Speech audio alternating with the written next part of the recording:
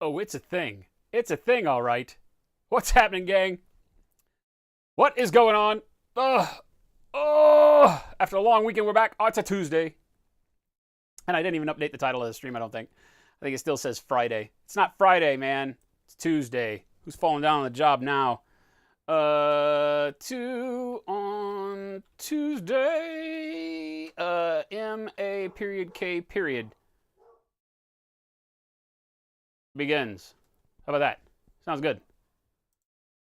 I can dig Well, it. huzzah, huzzah. What's going on? Captain Caveman. Freaking 3 months. Thank you, my friend. Welcome back. Good to see you. What's going on, our pride? Kev Rob, what's happening? Kev Rob got some brushes on the way. I believe that's a thing as of like yesterday. I don't know. Time's been an endless swirl through the weekend. It's so much going on over the weekend. So many orders, which was awesome. Throw back my legs and Telemachus, with delight. 10 freaking months. No one could like anyone for this long. That's true. It's just the human way, right? So we just lie about it. We're like, well, it's kind of awkward to say I don't like you anymore, so we'll just keep pretending like we like each other, right? I feel like that's a thing. I just, I mean, why not? I mean, it's so inconvenient to have to tell somebody you don't like them anymore. Telemachus, thank you, my friend. Welcome back. Hope everybody had a wonderful weekend. I kicked it off a little early. I'm standing here, I'm antsy. I was painting. I'm like, I can't paint and then just stop painting because it's like the 15-minute warm-up before the stream starts. So I'm like, there's gotta be a thing, right? Like there's gotta be a thing here at some point. We gotta have something going on. So yeah, there you go. JDA, what's happening? Welcome back. Good to see you. Like I said, I hope everyone had a wonderful weekend. We were very busy, Jen and I. Jen's been feeling better. Back's been killing her. She went and got an MRI last week, like on Thursday, I think. So hopefully her MRI information comes back. I believe like Monday or Tuesday of this next week. I think she's got to wait another week. She hadn't been sleeping well. Her back is absolutely killing her. So keep her in your thoughts. Hopefully everything goes well with that. She's not enjoying life right this minute. But we had to pack up a tremendous amount of orders through the store for all of the new det cord sets that went out. We had, did I bring any in here? I feel like I had det cords in here. Did I not have det? I don't think I have any more in here, do I? Oh, well. We got mine that I've been painting with. But all the det cords came in last week, as you well know, if you're paying attention to either our Facebook stuff or the stream on Friday was the first time we busted them out at the production level and showed you. We painted some of our bust, our Dumas bust with them, doing the non-metallic metals on Dumas' shoulder blade or shoulder pauldron thingamajigger. He's up here. He's up here. Here's the thing. So we were doing some of the steel, blocking in the steel, getting it set up for where we want to take it and how we want to make that steel and gold look on there. But I used a lot of the new det cords, which are synthetic Kalinskis, moving away from a natural hair on these so that you can have a very, very versatile brush, and they're fantastic. So those got released, and of course, overwhelming response. Like I think our single largest amount of orders to ship ever in the history of the store came through on Friday when we did that announcement. So thank you all very, very much for that. The continued support is amazing. We hope to continue making awesome products for you and offering at least a little bit of a respite in your days by coming and joining us here on the stream. What's going on, Ray? Things are great, man. Yeah, like I said, we're just busy all weekend. Work. I got a little bit of time to F off and just kind of do nothing. We'll watch Westworld on Sunday. But Jen gave me the ultimatum. She said that might have been her last Westworld. I don't think she's liking Westworld this season. It's like it's too brain requirement this season. Like last season was kind of as well. I think she just forgot about like the storyline from last season, and we didn't watch it again. Like normally, like when Game of Thrones happens, we watch the whole previous season again to catch up before Game of Thrones starts. We didn't do that with Westworld. So she's a little lost, and I think she's upset. Plus, her back hurts. So I may be watching it alone next week, but it was good for while it lasted. Reiner, what the hell is going on, man? Good to see you. Click on that man's name. Give Reiner a follow. I hear he's giving away another custom Slow Fuse Gaming brush rack this coming weekend. Are you doing it this weekend coming up, or did you already do it? I feel like it's this coming weekend. Either way, he does amazing airbrush stencil work on these custom brush racks. If you've seen our brush racks. It just turns him into another level of awesome. Grins, what's happening? just prepping a bunch of SSDs for upgrades to be done over the summer. That IT stuff is really like, okay, SSD. I feel like that's society. I don't know. Those are those hard drives that work better than the other hard drives. Can't take your dog to the park anymore. It keeps getting attacked by ducks. That's what you get for adopting a purebred dog. Bred dog. See what you did there. Grr. Grr. Bred dog. I want a bred dog. Purebred dog. That way if you ever get trapped out in nature, like all alone, you run out of food or whatever, it's easy to eat the dog. There you go. I said it. A boy and his dog eat the girl. That's what happens at the end of the movie. Spoilers! Spoiler alert if you have not seen A Boy and His Dog or read the book. Now you know. See, I'm just saving you time is what I'm doing. I could try watching something she wants to watch, Ray. Trust me, the other 99.9% of the time that I'm sitting in front of the television, it's her show. So don't give me that nonsense. Come on, man. You know better than that. Everybody always siding with Jen. Poor little Jen. As if it's big, bad fuse. You don't know my pain. She's got me watching like Survivor with her. Because I just like hanging out with her. But she like has her shows. And so usually I'm like scared away from the living room because I don't like the shows. Now I'm watching Survivor. And The Voice we watch together. I like The Voice. The Voice is a good positive show. I dig it. But now she got me watching Survivor. What else? Every now and then she'll catch me like in there and I'll sit down while Big Brother is on and I'll just be mesmerized by the fact that people are interested in this crap. It's hilarious. They work better until they don't. That's kind of the case with everything.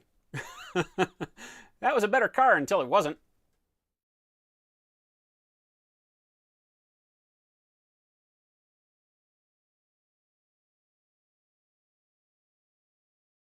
Cold, lonely, empty shell of a man stirring my angst pot makes you happy? Banned. Banned. Stirring my angst pot? Do I have an angst pot? I don't have an angst pot. You guys don't even know where my angst pot is. It's hidden far, far away. Falcon Punch Truck, what's going on? Fert, I see you hanging out there. What's going on, guys? What is happening? Dano, what's going on? Good to see you. So we're going to get started. It's only 2 hours on a Tuesday, so less gabbing, more doing things. There was some restocks on the store, nothing really fancy. Some paints got restocked. Vallejo and Army Painter are still not doing a very good job of getting restock stuff in, so we're still a little bit behind. It's probably the most paints we've had out of stock ever. I think there's probably like 7 or 8 colors that are general movers that we just can't stock right now. Nobody can. I had a store buy me out of 2 of my colors because I had like 8 of each of the colors, like Pixie Pink and Warlord Purple from Game Color, and I had another store buy them for me at full retail. He had a note on there saying he couldn't get restocked, so he's restocking from my stock. I was like, what? So now I'm the distributor, but oh well. It's the way it goes. The angst pot is between the Agrax and the Army Painter. Agrax Earthshade and the Army Painter. The Agrax is on a totally different shelf. The Agrax is back here because I only sell like 5 different things of GW. The paint racks are all over there. So it's okay. It is somewhere between there, I suppose. The ball of yarn I dropped trow in front of the children at. Oh, I dropped trow. I'm like, wait, what? We decant our angst and we use tiny balls in order to make it better. End of story. All right, so we are working on, I've got a really cool plan in my head. Now, these things sometimes happen and most times go awry, but I have a real cool plan in my head, at least cool to me. I'm not going to listen to what you say. But the cool plan, if you saw my social media post yesterday with regards to what I'm going to be doing, this is a Maschinen Krieger MK44. It's a combat suit. And it is really, really cool. These are great models. This is just the front of the abdomen, and this is the pilot compartment and all that stuff. So I'm going to be doing a lot of cool stuff with this, turning it into a homage to Tank Girl of sorts. I don't know if any of you know Tank. I'm sure you're nerds. You know Tank Girl. Hopefully you know more about it than just the Laura Petty movie, although the movie wasn't horrible.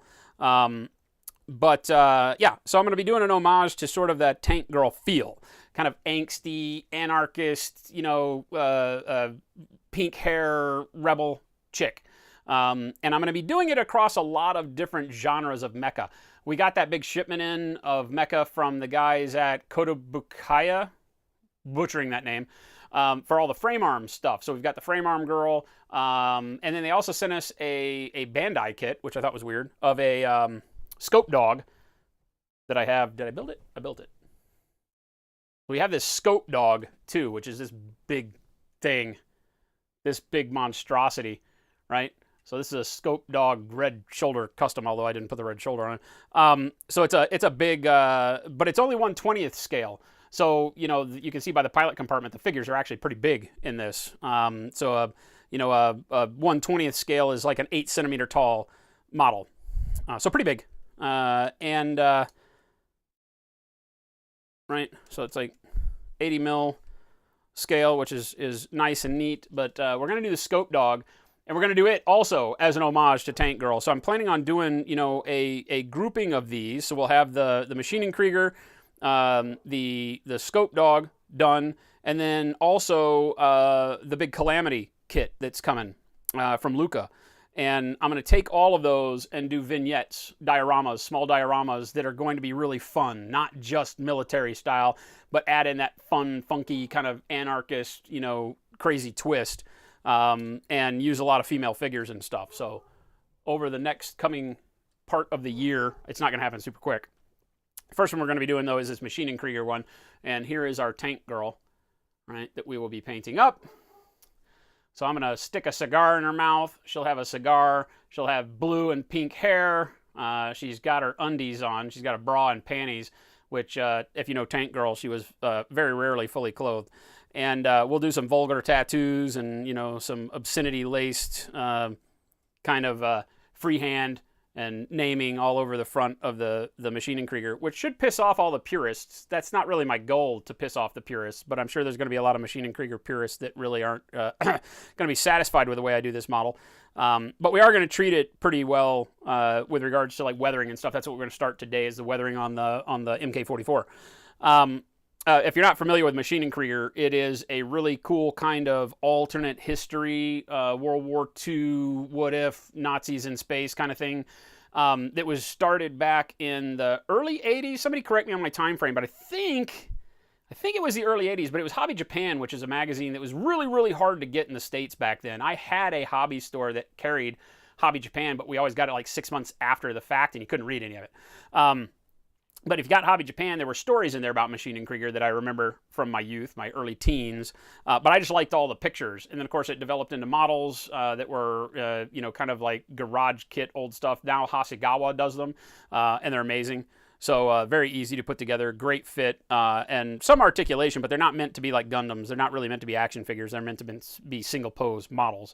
But really neat combat suits. You know, imagine dudes in big, heavy, you know, armor like Terminator armor is kind of what all the fighting suits are. But they've got like Panzer Schrecks and, you know, weapons that are not too far off of World War II style weapons. So I think it's going to be pretty cool. Obviously, Tank Girl drove around, and I think in the movie it was a Stuart light tank with a Sherman kind of turret on it. In the books, it was just some weird tank, but I think it was like, you know, like a big futuristic Sherman tank. So that's the story. That's what we're going to be doing. So I'm going to take these cool things. She's actually going to be standing in the cockpit. I'll show you a little bit later on how all this goes together after we go through what we're going to focus on today. But the focus today is a lot of the prep that goes into doing things in a scale model arena, where we have more to think about than just color, right? So a lot of times when we're doing our models in miniature, we're just thinking about color and value and all the things that we talk about on a daily basis. You know, what I'm going to do here and how I'm going to shade this, and am I doing non-metallics or am I using metallics? And right. All right. So we go through this mindset day in and day out around here. What we have to do when we think about doing more of this kind of larger scale military kind of a situation, and is how do we bring in the textures? How do we do the things that are going to bring a little more life to the model, especially when you have tanks? Something that I was always having to worry about in 35th scale tank modeling is you have lots of flat, smooth surfaces. And yeah, you can go ahead and do that, but no tank in World War II had a bunch of flat, smooth surfaces. That's not the way metal comes out of the factory, especially not in wartime, where what you're really trying to do is efficiency. You're trying to make a bunch of turrets or a bunch of, you know, mantlet covers and all sorts of stuff. As a foundry is working, I still think today that 70% of all cast metals are still Sandcast, something like that. Probably 75 or 80%. So you wind up with the sand casting gives a rough texture to the metal. And during wartime, there's not, I doubt there are very many factories that are trying to polish all of the armor before it goes out the door. That's just not how it works. So you want to kind of give that grit to it. And you can do it with paint, just by simply painting textures on, chipping and all the weathering that we do and we talk about around here. You can do it like that. What I want to show you is how you can do something a little bit more so that you can actually get a physical texture on the model that then you paint over, right? And you can control and make what you want. And if you do it at this early stage, all I've done is primer this thing. If we do it at the early stages, then it gives the entire basis of the model that feel, that kind of look like it was almost like the model was presented to you with that rough texture. And that's what we're going for rather than trying to paint it on later or anything like that. So I've already worked up a little bit here. You'll notice what I've done. Here's the secret that I'm going to show you today is I've used our Vallejo Rust effects to get this real modeled textured finish on my armor that is going to give it that sand cast look. All right. So I went in and I filled my gaps. So there were gap lines. This arm piece went together as two pieces. So there's a mold line here and a mold line here. I went and filled that in with just putty, just the Vallejo putty. And then primed so I can give some tooth to the model. And then now we're using the Vallejo Environments Rust Texture. Now this same stuff is also available from the ma.k line. I don't have the ma.k Rust Texture out here because I don't need it. Obviously I'm using the Environments, but it's the same stuff. The nice thing is that I'll grab one of the other things out of here. So the Vallejo ma.k line, though, sells it in the 15 ml bottles. So it's like half price. A bottle like this Rust Texture is going to run you about $10.50 over on our store, slowfusgaming.com. Whereas these are like, I don't remember, $5 or something. I think they're like half price, and a lot more affordable if you don't feel like you want a lot or if you just want to test it out. So that's why I'm a big fan of the ma.k weathering line, because it's all of the Environment line in smaller bottles. And this stuff I've shown you over the years and I love it. I've used it for years through all of its different label iterations, and I've always had a very big fondness for it. And one of the reasons is that I use the rust effects for things that aren't really rust. You saw us use it on what's his nuts? The Death Guard dude, to get corrosion on his armor, even when you don't want it to be rust, because this, I mean, if you can, where it will actually focus in, see that patchiness? All of that is very, very rough in texture. Okay, so any paint that I put over this is going to maintain that rough, patchy texture, which is what we want.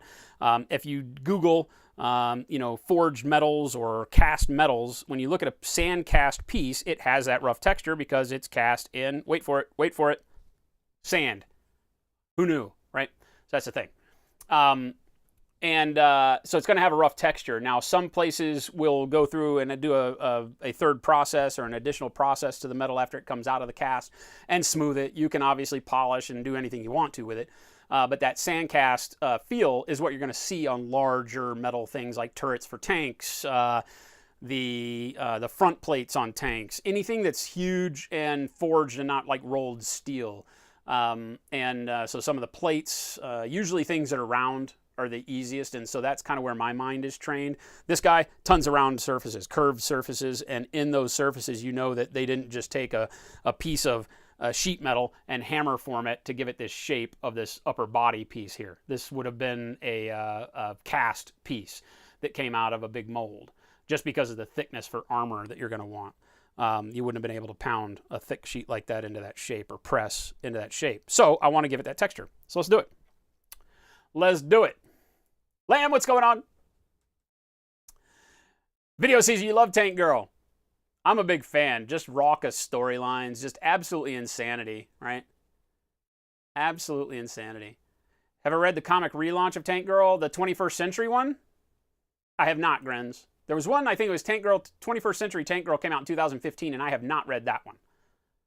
I stopped collecting comics years and years ago. Almost thinking you were going to do that long shot and Fritz, you commissioned up Tank Girl style. What do you mean? You never asked for that, did you? We could do that too. We could throw that in. 1982 for the Maschinen Krieger. It sounds about right. I was thinking early 80s. But of course, by the time I figured it out, I was like 14 or 15, which would have been 84, 85. Right?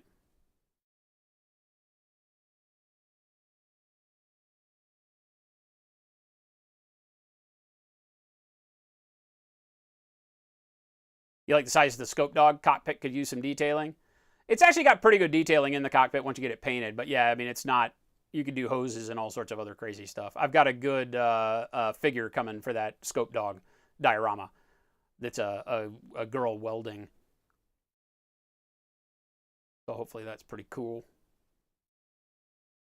Pretty cool. Houdini, what's going on, man? Welcome back.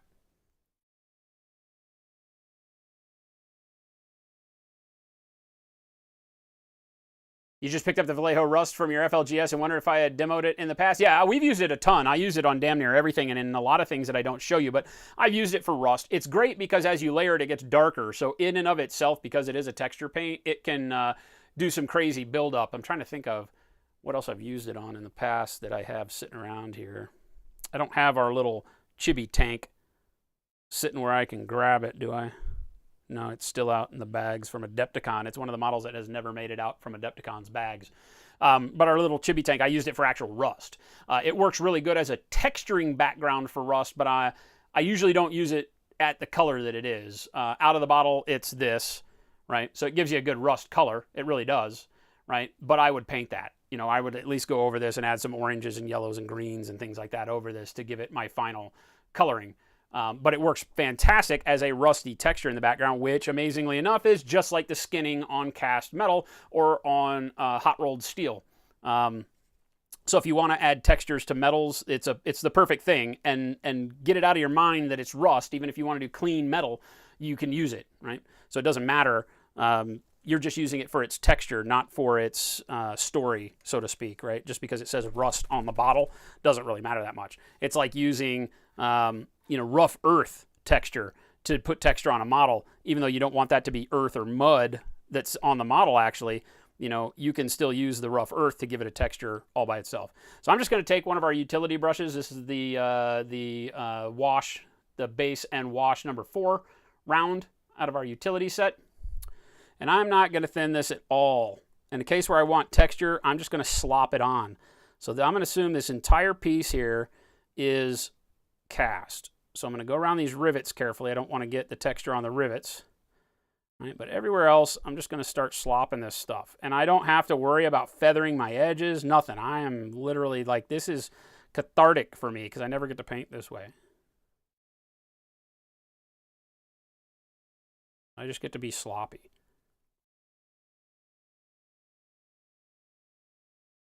Again, I'm just slopping it on. This stuff will bubble up. Don't worry about it. After you shake it, it'll get bubbles in the solution. Don't sweat it. Doesn't matter. They'll dry. They'll cause the irregularities in the texture that you're looking for anyway for what we're doing right here. In normal situations, I would stir this stuff rather than shaking it so that you avoid that if you don't want like a lot of that irregular texture. Like if you're trying to do some fine rust placement or something like that, then you might go in and stir the bottle rather than shake it so you don't get all that aeration. Again, just making sure that I'm avoiding the rivets, but getting the texture all up around there. You can already see how it's texturing the model, right? And at this scale, this is damn near perfect, right? Like literally perfect for cast metal at this 1/20th scale. Now, if you were doing larger scale, I would be using putty right now. You can do this same kind of effect if you just take modeling putty, the Tamiya or the AK. I prefer the AK because it's water-based. Take the AK putty and just put it on your finger and rub it over the surface of the model very, very, very, very thin. Right? You don't want to build up too much material, but you can imagine rubbing thin putty all over this. And as the putty starts to dry on your fingertip and you go back to the model and rub more on, you get a texture out of it. Right? You start by rubbing it on as, sort of smooth, but it dries so quickly on your skin that it then creates that texture. But at this scale, at 1/20th, it's a little abrupt. I feel like it's too much texture for what the model would actually look like, what the metal would actually look like. And I know it's a big combat suit that never existed, and I'm sitting here talking about the reality of metal, right? But that's okay. I do what I want. It's my brain that's talking to me when I sleep, not you. Not you. Yeah, this collar as well we're going to do as it was cast. Again, anything that is round, circular, is generally a good starting point for stuff that would be cast metals, because it would be very, very difficult to make that shape outside of a mold and form. But the goal here is to leave enough next to it, like this piece here, leave it smooth metal. These are going to be sheet metal, obviously. These wouldn't be cast. That would be just sheet steel that was banged into that shape or rolled into that shape. That's fine. But any of the larger armor, I'm going to put this texture on. And the reason for that, I leave these different, is that when I paint it, they actually look like different materials, right? We talk about texture a lot and how, you know, if all you do is focus on your shading and your highlighting and never on texture, models can begin to look a little monotonous, especially if they have a lot of different details to them. Leather and belts and faces and skin and, you know, metals and backpacks and cloth shirts and all that. You know, the more detailing that's on a model, the more it can get monotonous if everything's just painted with smooth blends. Right? So texturing certain parts of a model makes sense. Sometimes just doing it with a brush, hatching with a brush, as opposed to smooth blending can work to give it texture. You see us do all sorts of crazy stuff where we do our blends really rough because we want it to look like dirty cloth, so on and so forth. Notice I'll just come back in and I'm randomly just stippling in areas that I feel like are a little loose there. Right? And all of that texture that you see will stay on the model, and it gives it that fresh out of the mold look.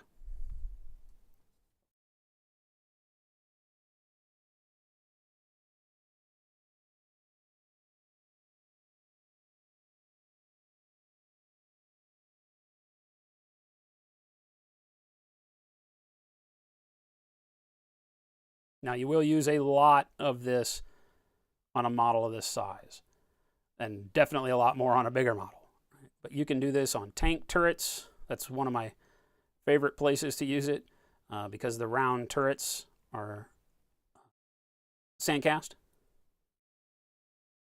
If you have a turret with flat panels, then a lot of times those might not be cast. You know, big flat panels can just come out of rollers.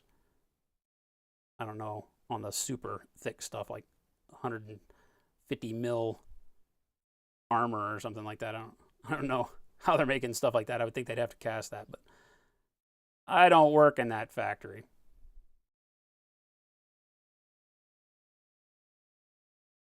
I'm not worried about color, right? This is not going to be this color. I'm not using it as rust.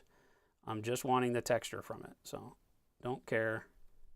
Just don't want it to get on parts of the model where I want a smooth texture. Like these skirts down low are going to be sheet metal. And because of them being sheet metal, and I'm assuming I'm going to paint them as if they were cold rolled or polished hot rolled steel, so they'll have a smooth surface to them, unless I chip. Like I'm probably going to do some chipping on the paint on those to give it texture, but the bulk of them will just be smooth panel and only rough where the paint around the edges is chipped and such.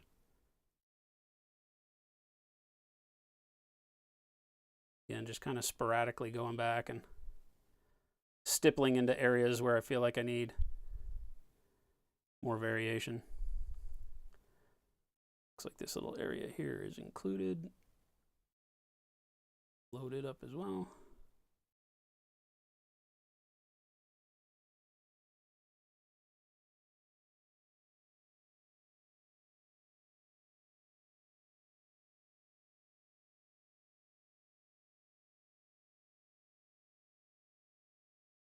Again, it's a release for me to be able to just slop paint around. I never do this.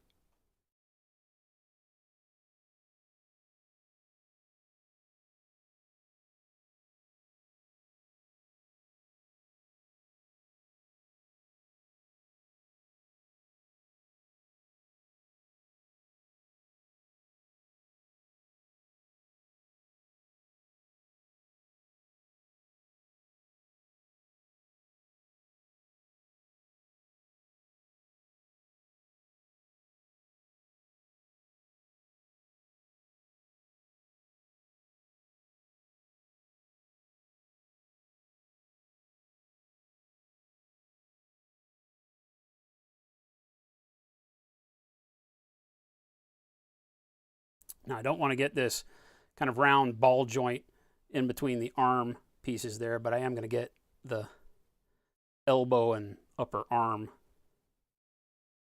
armor here. Oh, show.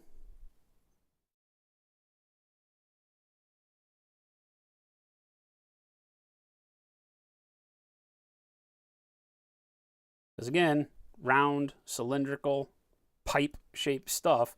Think about if you've ever seen iron pipe in the ground or at the hardware store. It always has that rough texture on the outside of it. That's what we're doing here.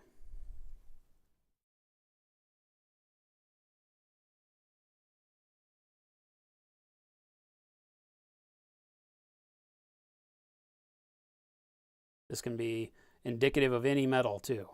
So you don't have to, you're not limiting yourself by saying, okay, I'm going to put texture on this and now I can only paint it like steel, or I can only paint it in silvers. No, you could be bronze, Sandcast bronze, steels, hell, golds for that matter. Although gold's really soft, I don't know that you really have to Sandcast it ever, but aluminum, steel, you name it. You can do this with anything. So you don't limit yourself, which is always something that I'm thinking about, like an effect that I've chosen that isn't right for the type of metal I want to paint. Sometimes feels a little wrong. Depends on where your mind state is. If you don't care, some people don't care. Me, my brain just kind of works like that. I'm like, oh, that wouldn't really happen though. The plague of my logic engine caused me all sorts of problems. Just make sure I get these edges a little bit. I don't care about the inside. Can't really see it on the model anyway.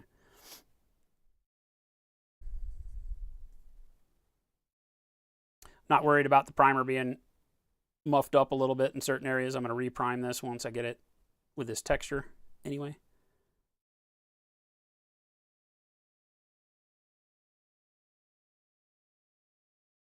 Now, one cool thing you could do, if it was part of the story you were trying to tell, is you could leave this base coat in this rust color and then use like chipping solution over the top of it or whatever, and just do your next base coat colors right over the top of the rust. That would be pretty cool. Chip through to the rust, or use the rust brown if you were doing yellows. This would be a great base for doing yellows and such. But for my purposes, I'm just going to prime it again.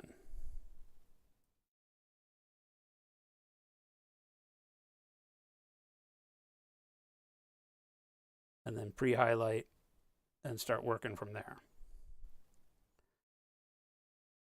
I would not suggest doing this without a primer coat. This is still an acrylic-based paint. And even though it's very thick, I don't know that I would trust that it would adhere to the model plastic or metal without a prime coat. So I would always suggest going ahead and primering the model before doing this. And then just spot prime it afterwards as well. So it's a little bit heavier on the material need to do stuff like this, but at the end you'll be really happy with the outcome.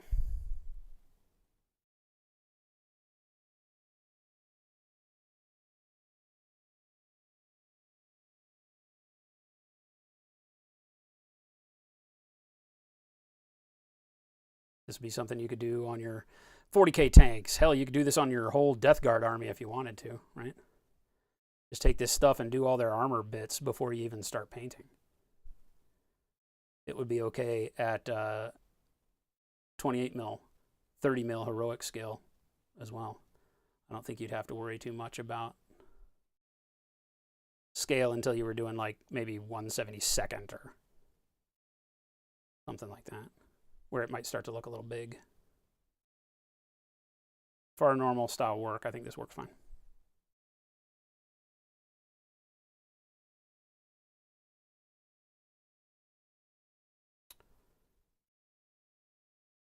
Hot like fire in this room, man. I'll start sweating in a second.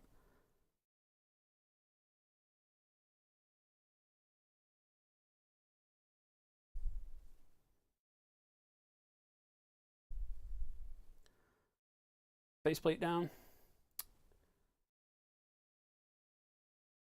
Speaking of sand casting, you've been collecting old aluminum heat sinks you're going to melt down to do burn-off casting with stuff I made from foam with your new hot wire cutter. No experience doing it, you might burn yourself, but you learned something. Planning on making actual metal walls for wargaming. Look at you, man. Just be careful if you're going to cast. Remember that you need to work in a completely dry environment, especially with aluminum. Even if you work outside like most people do, backyard casting, if you go through and spill molten metal on the ground, it will explode in a lot of cases and turn into a hand grenade. So just be really, really careful. Any moisture trapped in the area where the metal is, if you're sand or with foam, it's not a big deal if you're doing burn off like that, because you're generally not using water in any of the makeup of any of the mold, right? But with Sandcast, you obviously are using water, or in some cases like a resin. The resin's not a problem. You don't have to wait for that to dry. Oil even. Compact the sand and the clay. But if you ever use water to wet your clay and your sand mix for casting, always give it plenty of dry time and never do it in your backyard. Or if you do, be really good at checking your dew point and the barometric pressure and temperature and all that stuff, because I've been a party to the situation that occurs when molten metal, aluminum in particular, gets dropped on the ground. A buddy of mine spilled his crucible in the backyard all over the ground, and it will make a shrapnel grenade like nobody's business. As soon as that metal hits the ground, if there's any moisture trapped in the ground, it turns to steam immediately, but the metal is trapping the steam from release because that molten metal starts to flash harden and won't let the steam escape. And so the steam, the kind of stuff that used to drive trains, big multi-thousand-ton trains, yeah, that'll blow some aluminum up all over the place. Very dangerous. Not a joke. Burn off is a little easier, because like I said, most of the materials you're using should not be moist in the first place. If they're moist, you're doing it wrong. Just be careful. Be careful. You could have something very much worse than just a burn. We were very, very lucky that nobody got hurt in that deal, because it shattered a window, threw shrapnel through the window into his house. But somehow, were there 3 of us outside? I think there were 3 of us outside, and none of the 3 of us even had anything like hit us. You just felt a little bit of heat. I was like, at the end of it, I was like, what just happened? And it was one of those where it's like, oh God, right? Never winning the lotto, because all my luck just got used up. And he was standing right next to it. He did one of those, kind of jump up in the air things as soon as he dropped it, because he was afraid of what might happen. And sure enough, you couldn't have even counted to 3 before the ground erupted and blew chunks of mottled aluminum all over him. Good thing it wasn't like a big, super ladle crucible. We were just doing small parts. It wasn't like, doing this suit right here.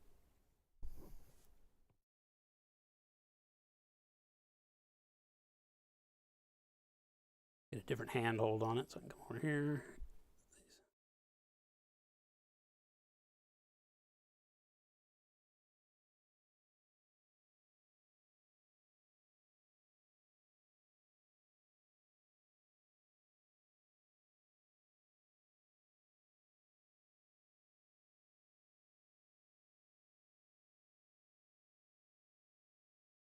Learned everything I know through absolutely messing it up the first time.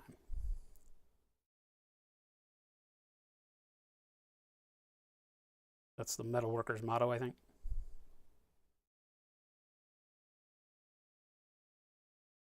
As the stuff dries, you can tell now I'm being able to see where there's either texture or lack thereof. There's texture all over it, but I might want to just get a little bit more. So notice I'm just stabbing, using this stippling to just stab texture on and just leave it, right? Leave it in like a kind of a thick, pooled up area, because we're going to be priming and painting over this. So don't worry about you want to try to not have brush strokes. So that's why I'm being very random I don't want to do a consistent brush stroke in a direction because then that might show through. And one of the things with casting is that there is no directionality to a metal once formed when casting, right? Because it's molten, it recrystallizes, and it doesn't have like a roller form to it or anything like that. So it's not going to have the same as like a folded blade like a sword, where the metal or in, you know, armor, plate armor is going to have a texture that all kind of runs in a direction because of the way the metal has been worked.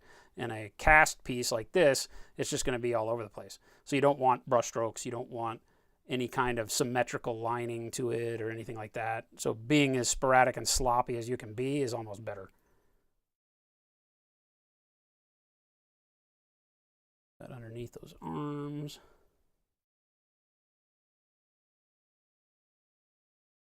That back edge. Sake of perfectionistism. Is that a word? Perfectionistism. I'm not a perfectionist, but listen to me. I'll deny it to my grave, but you people will laugh at me probably.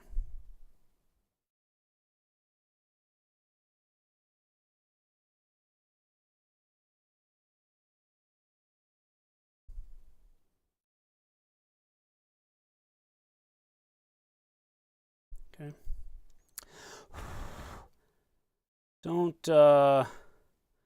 Not worried about the inside as much, question mark, am I? I probably am, huh? There's no separation line there, so yes, we are. I'm going to say I'm not as worried about the inside of this, but I am for this area right here that is actually the outside metal as I look at it. And I'll just line around all these other pieces here. Because this vignette is going to have the cockpit open, so I can paint all these details. The seat, she's actually standing, taking her clothes off in the pilot's seat. So this whole thing will be visible, dash lights and all that. So I do want to take the effort to make sure that if any of this would have this texture, that we see it.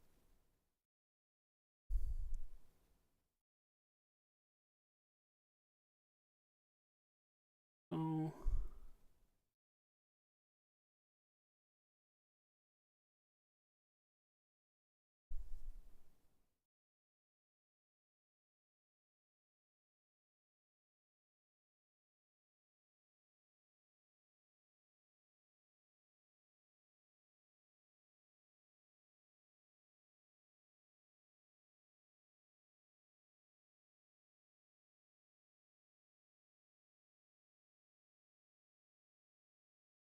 again, like every nook and cranny isn't super important, because once you paint and shade and all that, you're going to just see the texture and want the texture in like the most visible areas. You can kind of tail it off as it gets into nooks and crannies that are tough to get, or just get a smaller brush and do the same thing. It's up to you. Me, I'm not as worried about the nooks and crannies on the inside here.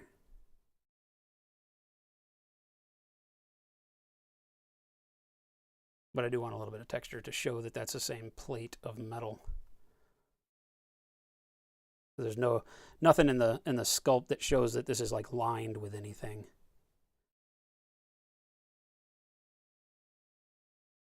And again, it kind of makes sense, right? Utilitarian wartime vehicle. You ever seen the inside of an actual Humvee? You know what I'm talking about. Creature comforts are not high on the list of priorities coming out of the factory. They don't really care if it's comfortable or pretty. It needs to be functional, efficient, and safe. Well, I say that. My military friends would laugh at me for saying that a Humvee was safe, but you get my drift.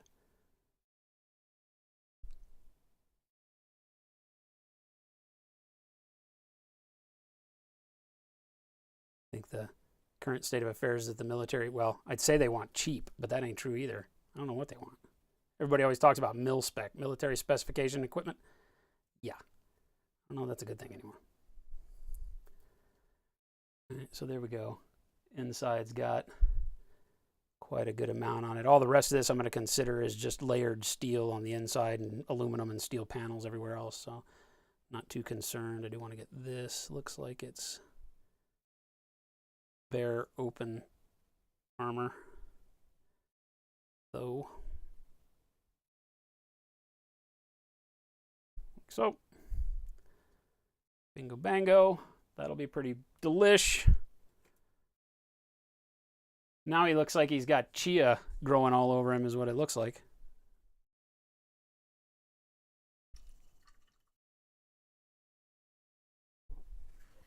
Ooh, boy. It's like a freaking sauna in here. Genuine, what the hell is going on, my friend? Krivaruchki. What's going on, Alex?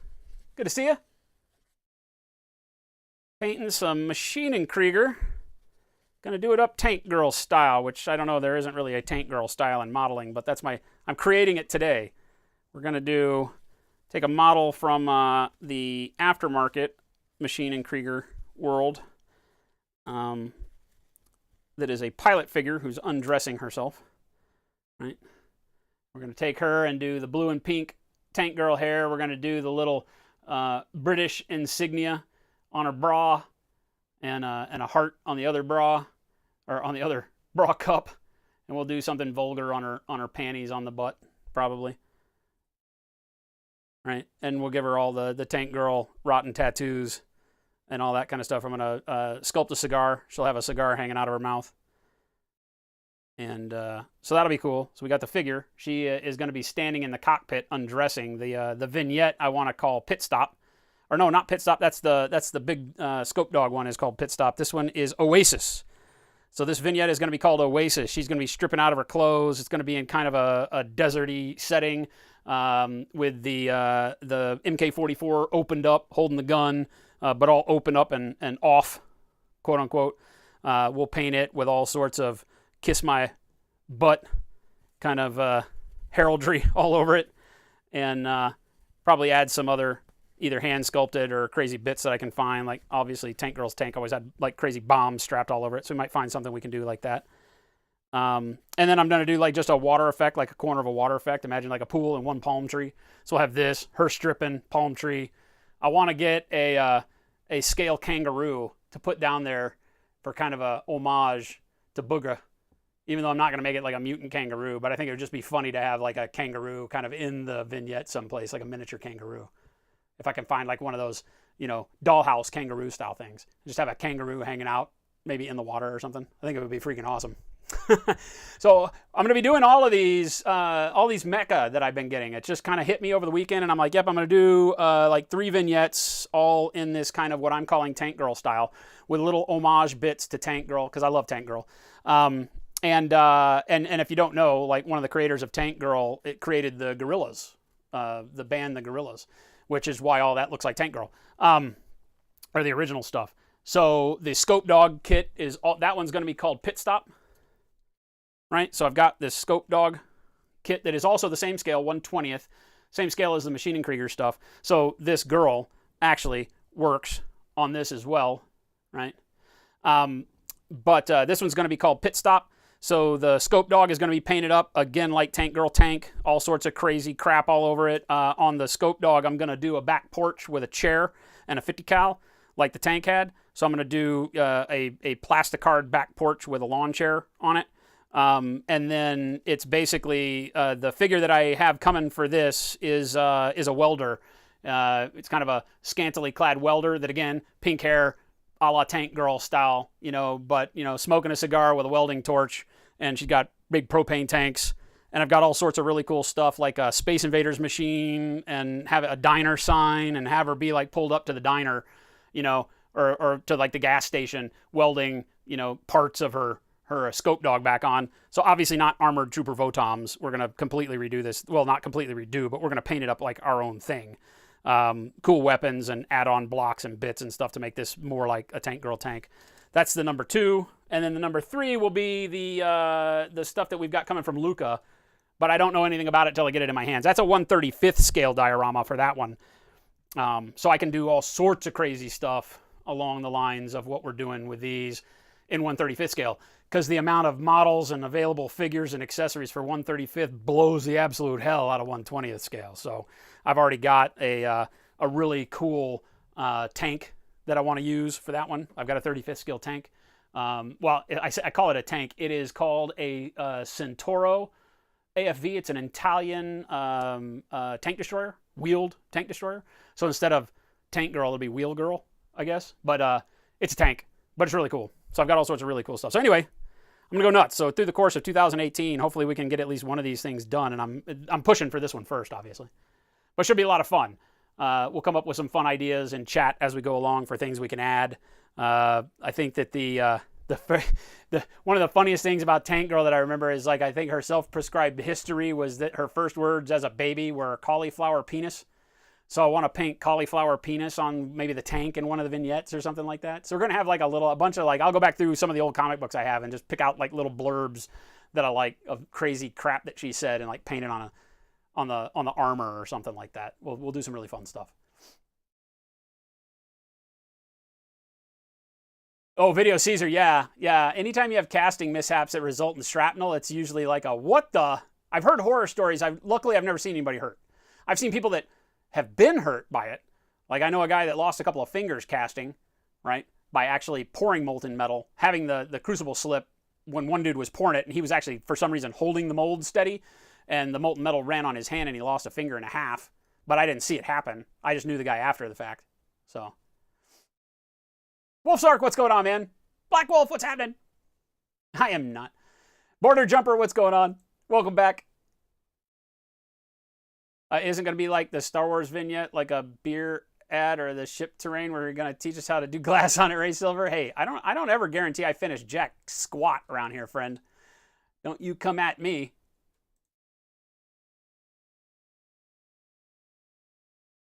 Do something bolder on the butt. Don't clip that.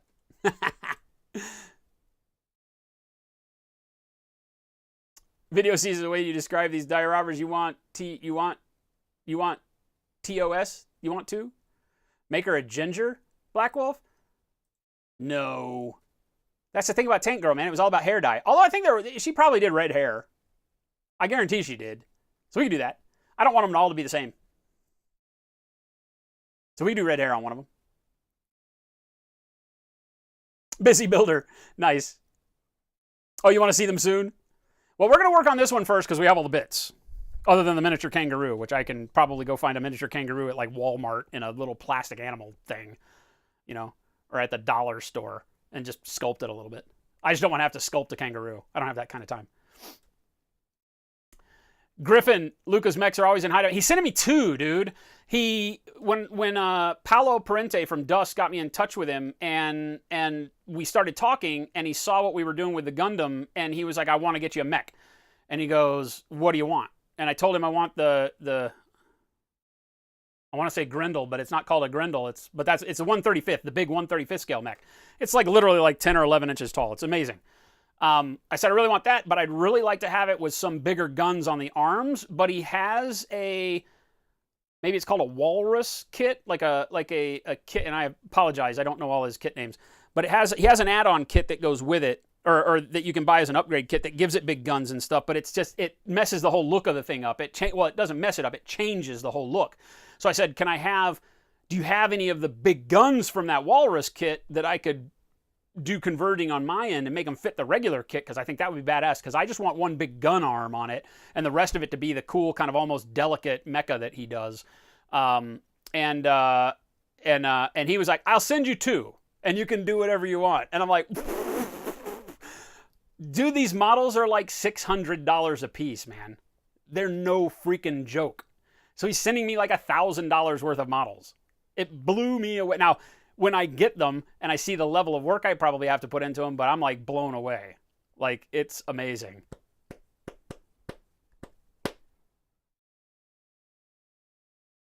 The Gunther, yeah, they're very fragile. A lot of this stuff is really fragile looking. It's all resin, right? I'm hoping the 1/35th scale gives me a lot of bigger pieces to work with that aren't, super fragile, that they'll be more like just normal 35th scale stuff.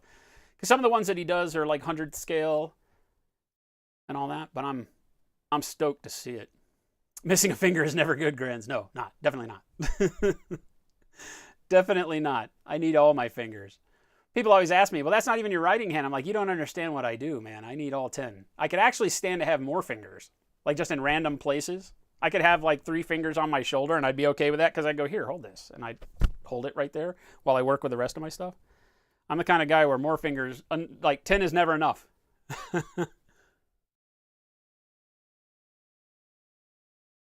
Yeah, I'm excited, Griffin. Everybody says they're perfect. Like you get them from his caster is like top quality resin cast, not like some of the models that we buy for like, you know, wargaming. No mold lines I'm hearing and all that kind of stuff. So I'm hoping that's going to be the same. Well, he says one of them's already put together from his studio. So, and that it has like, he said, I'll have to get the email, but he said like the second one that he's sending, he says it's already put together. It's one of the studio models, but not painted. And it just has like a hole between the legs, like maybe where there was a post because it was an early production I don't know what I'm getting, but I feel like I'm getting something really cool from him. And that's amazing because like just talking with Luca via email has been amazing. He's like instantly like old friends and I don't even know the guy. So go check it out. His company is called Calamity with a K. And you should go look, even if you don't ever intend on spending that much money on a model. And most of the time, they're very limited run. He doesn't have them. But just go look at what the man does. His artwork for mecha and sci-fi is phenomenal. As an artist, he's just freaking amazing. So again, Calamity, K-A-L-L-A-M-I-T-Y. Calamity, I want to say. Calamity Models. Just Google Calamity and you're just going to, yeah, there it is, calamity.com, Ray Silver said. You will literally lose your mind. You want a prehensile tail? Dude, that would be so awesome, Genuine. Right? But it needs fingers, though. Like, prehensile tail's good for, like, brachiating, right? Like, wrapping your tail around a branch and swinging. But I need one that can do fine detail. Maybe not fine detail. I just need one that can hold a handful of stuff. There you go. Click on that link, go look at calamity.com, and just look at Luca. Luca's stuff is ridiculous. Genuine, I told you, your head's going to explode. Your head's going to explode. And when you contact him and say, hey, I'd like to buy one of your models, your head will explode again. Right? An extra mug of coffee. Okay, now you're thinking. Now you're thinking. I don't do the coffee anymore. I know. Shame on me.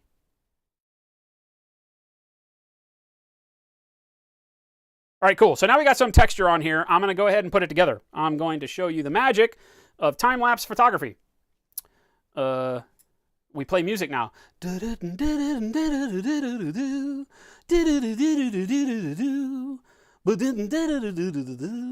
zacka zacka. The song goes zicka zacka zicka. It's almost like I knew this stream was gonna happen.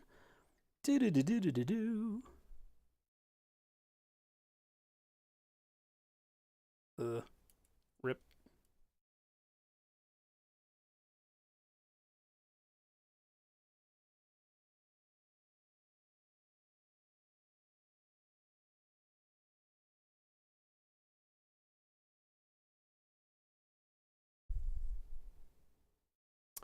One thing I don't like about these models, I mean, I dig it, right? Like, as a kid, I would have loved this, like the rubber hoses everywhere. I would have been like, oh, that's freaking awesome. Now, as an adult, I'm like, don't give me rubber hoses in my model kits. Like, legit, don't send model kits with rubber hoses, please. Okay, that leg did not install properly, did it? The answer is no. Now the answer is yes.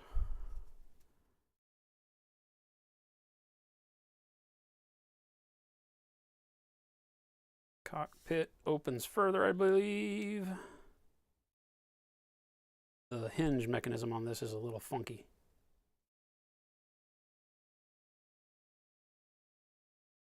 There we go. All right. Arms is. The arms on before, you retard. Come on. There we go. What else? What else? Where's the other arm? Here's the other arm. This one's funky because I've got another cool thing that I'm doing with the model for this arm.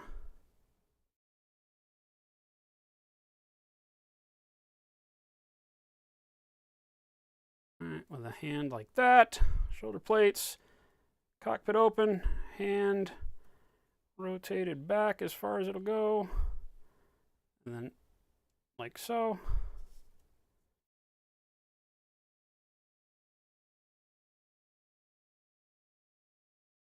Bam. And then I took a Maschinen Krieger, the helmeted dude that came with the model. There was a face here. you saw my Instagram post, I just I bored out his face because I need an empty helmet for her because she didn't have a helmet. So I took the Maschinen Krieger helmet. I'm going to put the helmet in the hand here, right? So the helmet will be in the hand. I've got a face mask that also came with this model kit that I cut up. It has like a breather mask, like a jet fighter pilot breather mask. The model came with a long hose that wasn't for anything, so that hose is going to attach to the breather mask, and then it's going to go inside and attach to one of these canisters in here. So the hose will drape out the side and go up to the breather mask around the arm, and it has a goggle visor part that lifts up too. So I'll put that and glue that like it's open, and then she will stand on the seat in the cockpit. I'll just throw back my legs and Wyatt my Turk, britches 14 with delight. freaking months, my friend. Thank you so much. Everybody click on Jack of Clubs Painting. Go give that man a follow. You can't spread the rumor about butter, Zeb. That's against the rules. All right? So, he has a gun. Has gun. Right? So basically, when it stands, it's really bitching, these models, right? When they stand open, that's the profile. Engine and everything behind the seat, right? Arm forward, cockpit open. You can imagine girl standing in seat, taking her clothes off, right? Looking off to the side with a cigar in her mouth, tank girl, tattoos, the whole nine, right? So that's the diorama. The basis of it, more of a vignette, not really a big diorama. And then, of course, like I said, the helmet and everything in the hand over here for her. Miniature kangaroo, tree. See what I'm doing? See where I'm going here? Making sense to you now? That's what we're doing. And it'll all sit on a base probably... I would think if the base is 8x8, I'd be surprised. Something like that. With just a little bit of a water feature in the corner. Right? Palm tree, kangaroo. 8x8. I don't want it to be too big. Hooray. Has gun will travel.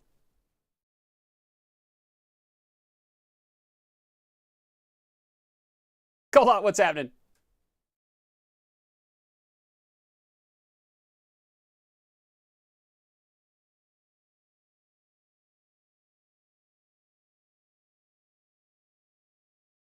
The iguana ship. Man, everything he does is just absolutely out of control. Absolutely out of control.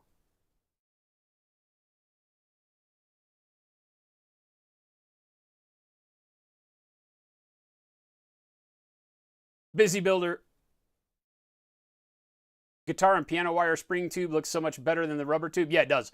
Yep, definitely for painting, especially for finishing. The rubber can be a little iffy sometimes. The rubber on the Maschinen Krieger kits is actually really good. It doesn't have a lot of mold line, if any, right? For a ribbed rubber tube, they're actually really good.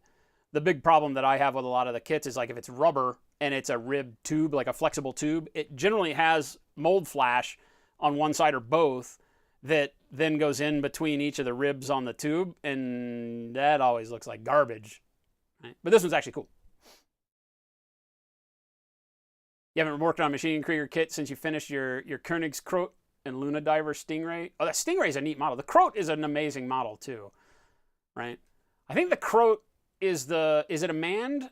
It's the one with the funky legs that I have a real hard time with because my logic engine kicks in and those legs won't work. It's like, where are the tag pilot's legs?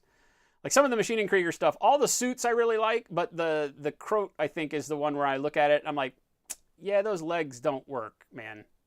Great looking thing, but that bothers me.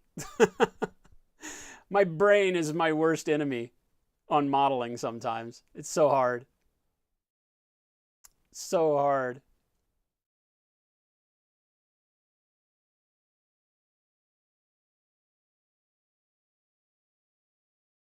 That's a cool model, Ray. You'll have fun with that one. I have found that it is much easier to attack a model head on and not worry about whether or not your paint will, quote, do it justice, even if it's an amazing model, because if you paint the model, if you build the model, that amazing sculpt, it will force you to up your game as you're painting it. Regardless of where you're at in your painting skill, you will find yourself learning and proving new techniques on that model, regardless. And if you just take your time, then it doesn't matter. You can repaint parts of it afterwards as you grow your technique. Never let a model scare you, ever. You can always do it. Like literally, you guys, every single one of you out there in chat can always paint whatever model you choose to paint, right? You may not, you don't always set off saying just because it doesn't look like the box art or somebody else's, same paint job on that thing. The better the model, the more it will push you to learn that technique. That's kind of one of those weird human brain things. If you pick up a garbage model that you just have laying around and it's just garbage, it's easy for you to determine in your head that it doesn't really matter on this as I'm painting because it's just a garbage model. If you pick up a model that you're like, oh my God, this thing cost me $150 and is the most amazing sculpt I've ever held in my hands, you're going to do better just by nature, right? It doesn't mean you'll do your best that you'll ever do on it, but you will get better work done by painting those models. So I'm always like, man, hit it head on, because you can literally you can paint over it when you need to. Genuine, just blame me. Just blame me. Just then don't come to the States to visit for like a year or two, so just give her time to forget, right? I can always be your scapegoat. As a matter of fact, a lot of people use me as the scapegoat for why they blew the rent on models. It has happened before. I'm sure it will happen again. I'm sure it will happen again. I'm sure it will.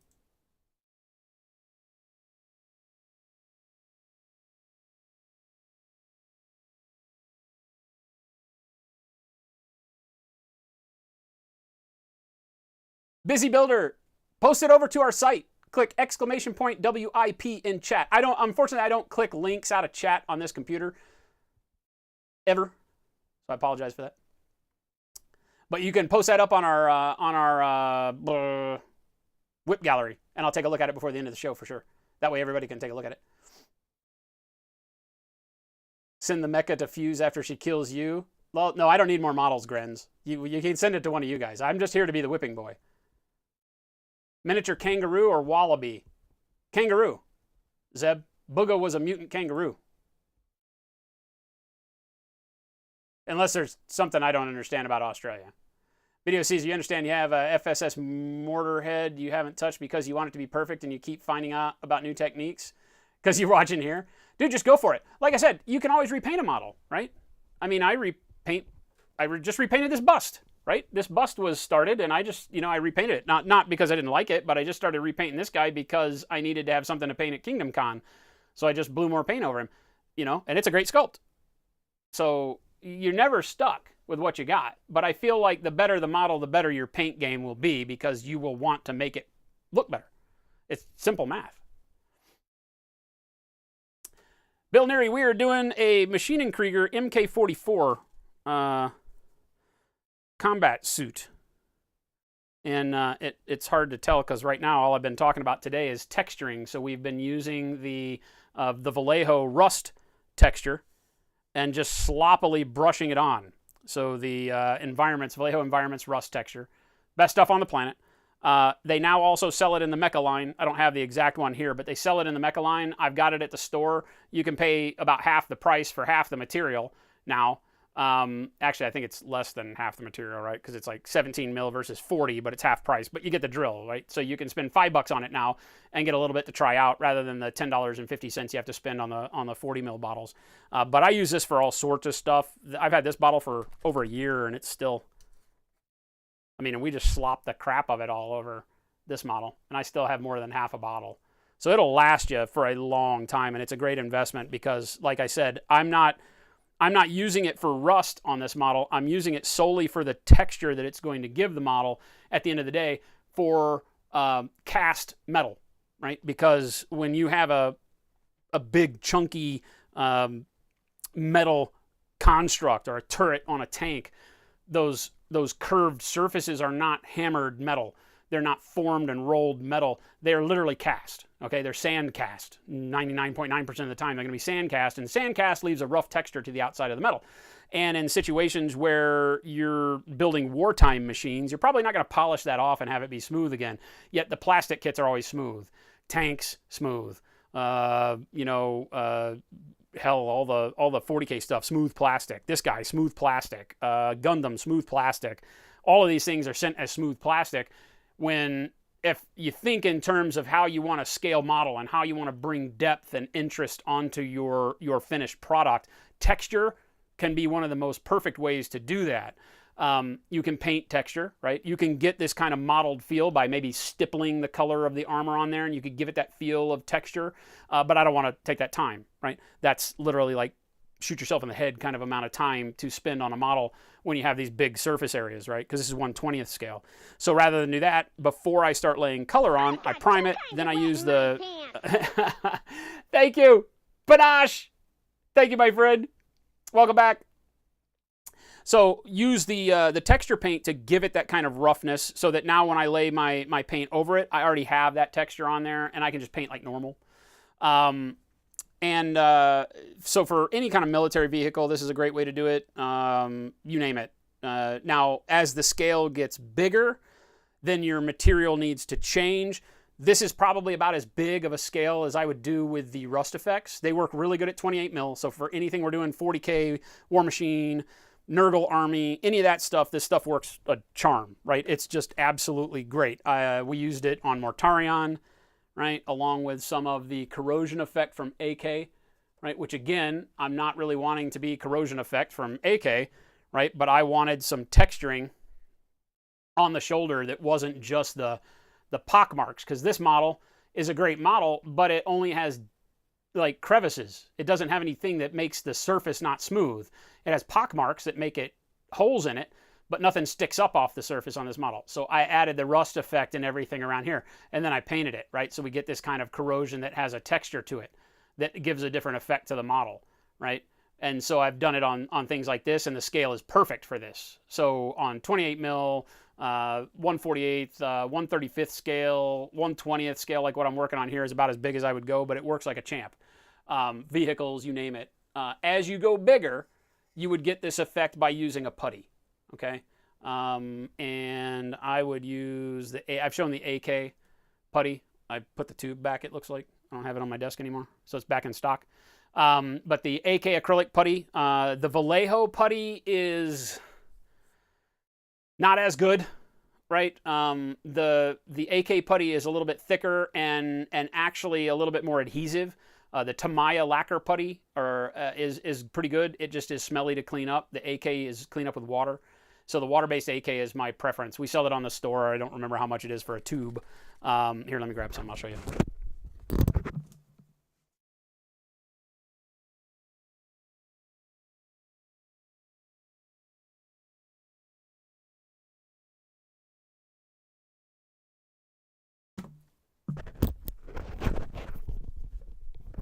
Damn cord.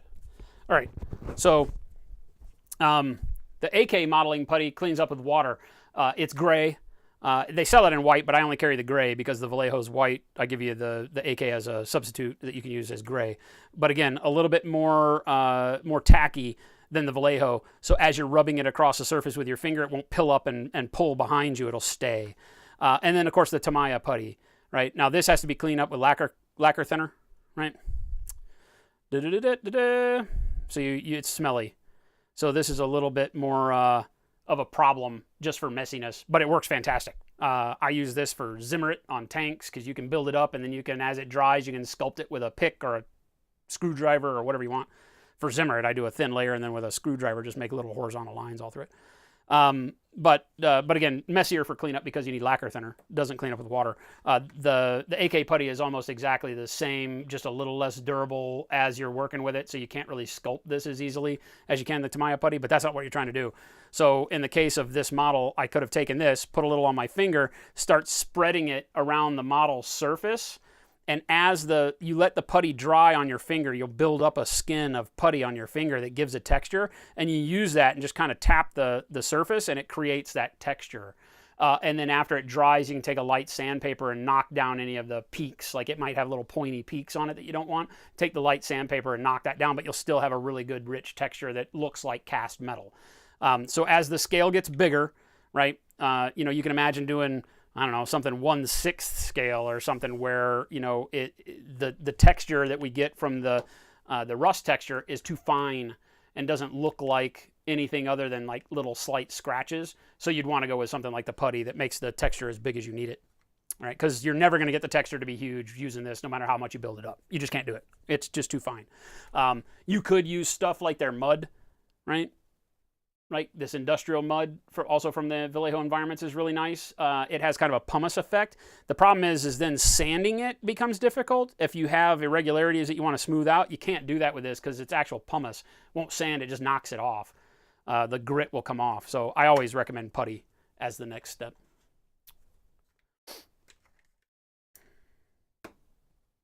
Make some sense. Take this gun out. Deathar, what's going on? How you been, man? Good to see you. With some effort, you can make a $1 mini look like a $50 mini. Your next YouTube vid is about that, hobby facelift. Well, just because it cost you $1 is not what I'm talking about, though, right? But no, you'd have a hard time taking a dollar store green toy soldier and making it look great without sculpting detail onto it, right? So I don't think that's what you're talking about. You're just talking about something that you don't have to pay a lot for, like eBay rehabs and stuff. Definitely. You can definitely make like a dollar store green army man look okay, but he doesn't have enough detail, so everything will be through paint, right?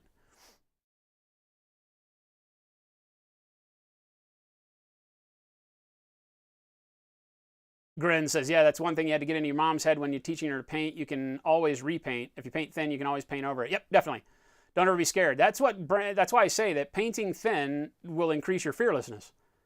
Right? Doesn't mean you always have to paint thin, right? At some point in time, you start getting to where it's just your confidence is there. You just know how to do X technique, and then you can start practicing with thicker paint and adding texture and different brush strokes and brush weight and all that kind of stuff. But until you get there, just paint thin. That way you can always paint over it. No big deal. Don't have to strip models. It's funny to me. I see all these posts like, how do I strip this model? I'm like, if you do it right, you don't have to strip models. You just paint them again. You never lose any detail on them. Just freaking prime it. Plastic glue and toothbrush method for texturing. Yeah, just start using putty, man. The plastic glue and toothbrush method is a disaster and wastes a ton of material. It works though. It definitely works. It's just a waste of material. Primeval, you did an article on the new brushes today. Really? You have to shoot me a link on Facebook or on email so I can check it out. Thank you. Thank you. Yeah, I'm waiting on hobby bags too. I don't have any good news for you yet. I wish I did. Video Caesar, no problem, man. That's what we do. Get too caught up in brands instead of focusing on learning proper technique and improving skill. You can have the best hobby equipment, but it won't make a difference if you never practice compared to the guy who has all no-name stuff and paints and builds every day. Definitely truth there, right? You know, now you can, to some extent, I guess it's truth that you can replace quality product or quality tools with skill to some extent, but it will never 100% replace. But then the opposite is true. 100% best quality product will not increase your skill as much as most people want it to. You know, and that's one of the disheartening things when you get into something new, whether it's a hobby or a sport or anything you do. You go and you buy the best thing there is to do it, and then you find out you still can't do it, right? And you're exactly right. You have to practice, you know, and that's why I'm never afraid to tell people that, you know, buying the low-end version of like an airbrush just to get started will help you practice technique and build confidence to the point where you can see if it's even something you like, right? I think a lot of people say, no, just buy the best thing you can afford at the time. And if you can afford a Harder and Steenbeck, buy a Harder and Steenbeck. But they're missing the point that maybe you don't like airbrushing. And if at the end of the day you've wasted all that money on an airbrush that you don't like and aren't good at, then it doesn't matter if you bought the best or not. So it's two different schools of thought, and neither one of them are right or wrong, right? I'm just more of the kind that says you can get by with a Harbor Freight tool to learn the process. And then if you like it, go buy a real tool, because the Harbor Freight one will get you in trouble. Right? You'll start learning, you know, bad habits because it doesn't work right. And I'm saying Harbor Freight tool, like, you know, imagine you're working with metal or wood, right? But yeah, you're definitely right. Practicing and focusing on a technique and not being hung up in so much the quality of what you're using at first is a little bit of I think a way to eliminate some of the hurdles, right? I think a lot of people feel like because the best painters in the world that they see are using very expensive stuff maybe, or you look at a model you really like on the internet and you ask, hey, what colors did you use? And they show you all these paints you can't get locally and you don't have the money to order them from overseas or whatever. And so you get disheartened. You know, and we did a whole show where we just painted with cheap ass paints from Hobby Lobby, you know? And you just have to learn what how to adjust your expectations based on the quality of material you're using, but learn that you can do it all. It just may take you an extra step to use a matte varnish to mix into your paint because they're satiny. But you're dead on, and that's good words to live by. Forrest, what the hell is going on, man? You can use a soldering iron to do Zimmerit, but why would you do that? Like, why would you do that? You don't burn Zimmerit into the plastic model. Hey, somebody likes You have to add it to the model. Dome Crusher, what's going on? I mean, you could obviously, I guess, use whatever you want, right? But Zimmerit was added onto tanks. It wasn't part of the tank, right? Postcoitus, what's going on? Long time no see. Man with a scary name. Dathar, you have a week off school, but you took a high-level history course as a fun elective. Ha ha ha, lessons learned. I've been out of school so long, man, I don't even know what that means. What's history? Bill Neary says always buy the best, and then if you decide you don't like it, send it to him. Also a good plan for Bill Neary. You have the finest tools on the market from Harbor Fake. Yep, China tool. I've never opposed. Like if I'm doing a job and I know I've got something that I need, like a small hand router, I'm be damned if I'm going to go buy a $250 hand router to do one thing. I'll go to Harbor Freight and spend $14 and get the worst hand router on the planet, but it'll last me that one job. I'll make it last that one job, and then I'll throw it in the garbage. It's a shame from the aspect of, litter and all of that. It's a shame, but, at the same time, I've learned my lesson going and buying like the best thing in the world to use once and then try to sell it on Craigslist. Never a good plan. Always a losing proposition. Yeah, Forrest, exactly. You can use whatever cheap paints you want. Just understand, like I tried to teach that night when we were doing them and using the cheap Hobby Lobby. That's been forever ago. It's probably time we need to do that again, is manage those expectations. Understand that with better quality paints come different textures, different amounts of pigment, different saturation levels, different sheen, right? You're not going to get a matte finish paint really cheap that works. Those Cracker Barrel things are not Cracker Barrel, Apple Barrel paints or whatever, but you can get a good cheap paint and not blow the bank. What was that paint set that I bought? It was like $19.99 for 52 colors. Come on. $19.99 for 52 freaking colors? And you can paint everything you want to with it.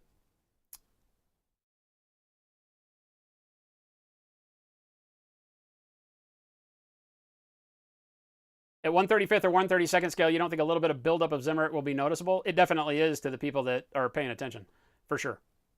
It definitely is. You can definitely tell the difference between knocking the detail into the plastic of the model and building up on top of the surface of the model. You definitely can. But I get what you're saying. Use the tools that you got and get the story you want to tell, but it definitely makes a big difference. Because the dimension of the model as molded is exactly what it is. The relationship corner to corner on the tank, the dimension between the rivets along the edging and the edge is now all going to be warped if you start pushing the edge in to make your Zimmerit. I was taught, that's one of those things that I was taught at a very early age by Shepard Payne. You just put freaking stuff on the tank and do it. Nowadays, they have the resin bits you can buy and glue on, like you said. I wouldn't spend that money either unless I was just had no time. Because just rubbing the putty across the surface and then going in and stamping it back in doesn't take a huge amount of time. And also, you're not going to do Zimmerit on all your tanks. It was not a prevalent thing necessarily. Colonial New England history. Next term, you have a military history course that is warfare from 3000 BC to the 17th century. What the? You are a glutton for punishment, friend. Old tools? Hell yeah. Praying Mantis, what's going on? Working on getting the studio set up and running to start streaming. You gonna start streaming? Nice. Ray Silver, use folk art paint this time? Is that like the Apple Barrel stuff? Folk art? Like in the squeeze tubes? I can do that, I guess. Oh, yeah, definitely. I use the Apple Barrel stuff for terrain for sure, Pixel Hobo. I've shown you guys that before. Or country paint or country crock or whatever the hell it is, folk art like Ray's talking about. That stuff is great for terrain. It's damn near the only thing I'll use for terrain, as a matter of fact. Unless it's just bases. Like bases on models, I'll use Vallejo. But I'm not going to break out Vallejo paint for doing a table. Hell no. As a matter of fact, you're better off just going and buying remnants of paint from Home Depot that people never picked up. And spray paint and cheap ass stuff like that. I said Cracker Barrel. Lotus Cobra's like, pancakes. The slightly more expensive Apple Barrel from Hobby Lobby, Ray. Whatever I have is from Hobby Lobby, so that's probably what that is. But yeah, for terrain, that's good, cheap stuff. It's even funny, though, just painting with terrain, you'll notice how low in pigmentation it really is, right? Because if you thin it down at all, you get no color out of it at all. So you just got to use it thick, which is why you got to buy so much, right? Fun electives. They are fun. Some of the stuff you're going to learn is fun, I guess.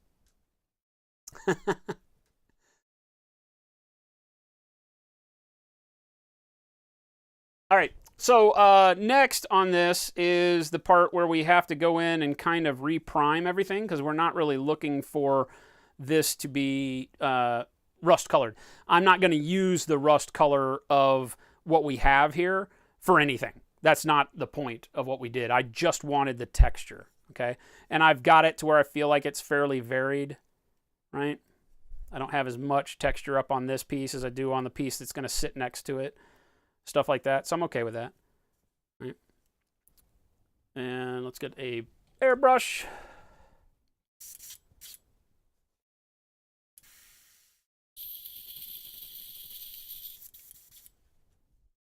Always run about a quarter of a pot of water through my airbrush before I start painting with it again, just to get the overnight crud out of it. Dust and gunk in the air. I hear Phoenix, Arizona has really the cleanest air in the world. Heard it here first, guys. Don't go check that on Google. Just trust me on it, right? This is one of those I don't need you to go fact check. I need you to trust in the amount of seriousness in my voice, right? I say it very serious. Best air in the world right here in Phoenix. Trust me. I think we were rated as like the worst air in the world, actually.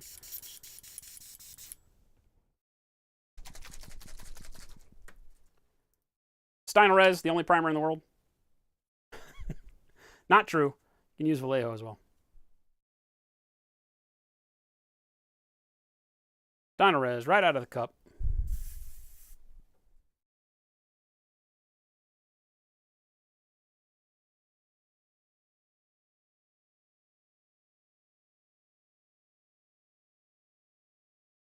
Part of what I'm doing here is just locking the rust stuff onto the model so they don't have to worry as much about chipping the texture off or any of that nonsense, right? And again, I didn't need a lot of tooth after that texture layer. Tooth meaning grab for my base coat of paint, right? But more so than anything else, I just want to start my model from a nice dark shade layer like I normally do and not worry about the brown affecting my undercoat. Now, I might go back and choose a color and base in brown after all this is over anyway. I'm not really worried about it. This is just a step that you can choose to do or not to do based on whatever you're looking for in the model itself.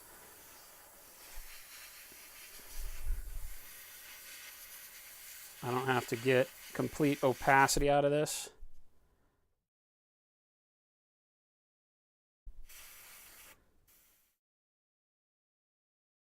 But I'm just knocking it back to a shadow layer the way I like to paint.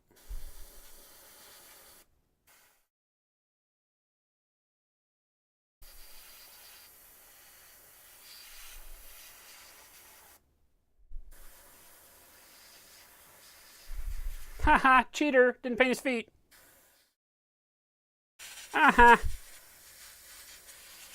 There you go. Somebody's going to report me. Reported. Reported.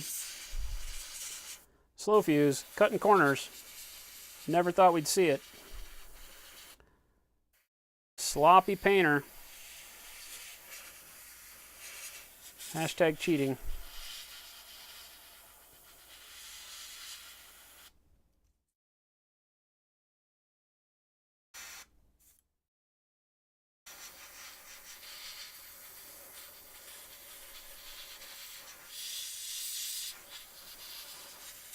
Oh my God, this is perfect.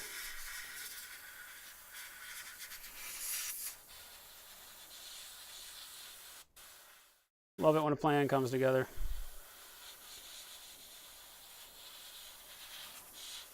Yeah, I was a little worried at 1/20th about this being a little bit too fine of a texture, but no, it's freaking perfect.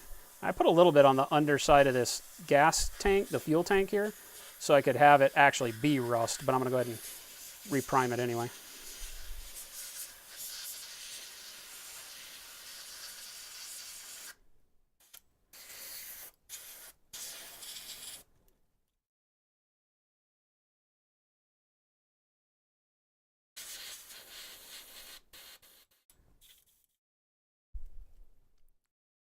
Can you see that texture? Look at the difference between what we're going to have be sheet metal, these panels here, and what we're going to have be the cast metal. Right? Notice how that texture is going to make the entire model a ton different with a very, very simple step. I mean, yeah, we've sat here and gabbed for an hour and a half, and I did this for 30 minutes before coming on stream, probably.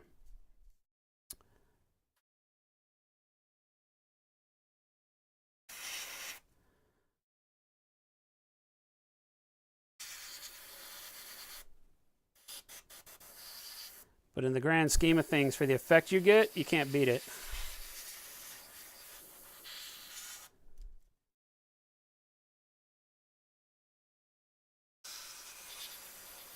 And like I said, most of us are probably not working at much of a bigger scale than this, I wouldn't think.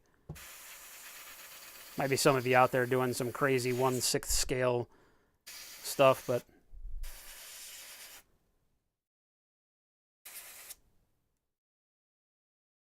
I doubt that's something that most of you run into on a daily basis. Just as a hunch.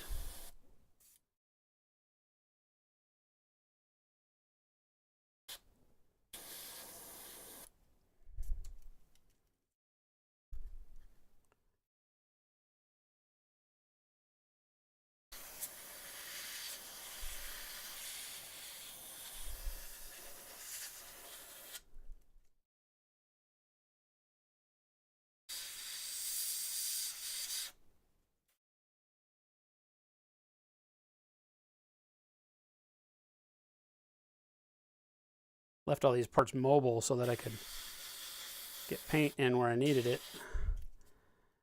I'm not sure what I'm going to do. You know, I said when I was painting that Gundam, I was like, yeah, you know, if I had this to do over again, I'd probably leave a lot more of this stuff flexible rather than gluing it. So I'm testing that here on this guy. Not sure I like it so far. Stuff moving around, going to be paint rubbing off.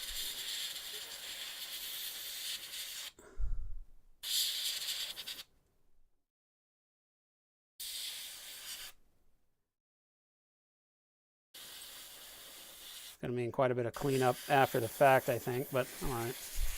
I'm all right with it, I guess. Trials and tribulations of slow fuse. All right. No.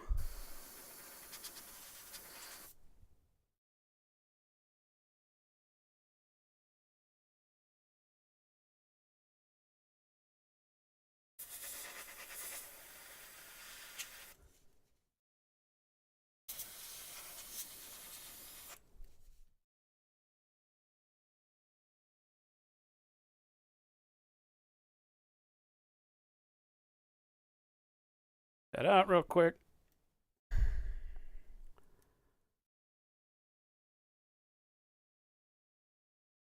Underneath there.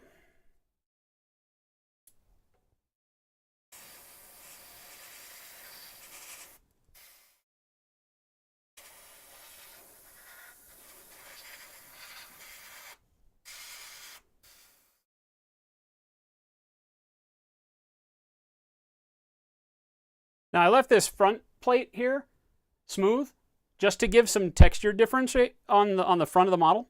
You could have textured that too. I'm going to assume that maybe they did polish that piece because it's small enough. So I'm just going to chip and paint that one differently rather than texturing it. Right? Otherwise, I think too much. I don't have enough of these areas that are smooth, so I'm going to leave this thing smooth, even though it would probably have also been cast. But I'm imagining that it was polished.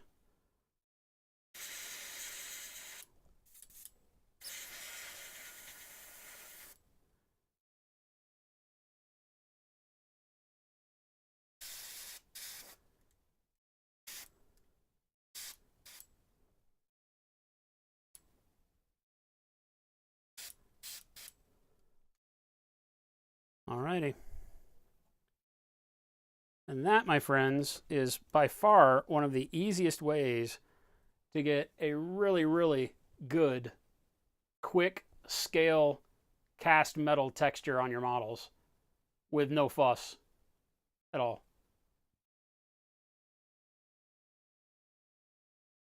Now everything I do, from my shading and everything, will pick up a little bit of that texture just the way I want to. And I can still go back and paint chipping on it, do whatever I need. But just the visual differentiation between these textures is going to add a ton to this model in the end, right? Because my paint will adhere and take these textures as I go. So it'll be smooth. If I do chipping on it, I can add a little bit of texture to these as I go, scrapes and scratches that they would have. But I start from this base layer of really, really rough finish on everything else that gives it that really, really cool cast out of the factory, you know, Soviet bloc, you know, World War II German kind of feel to it. Make some sense?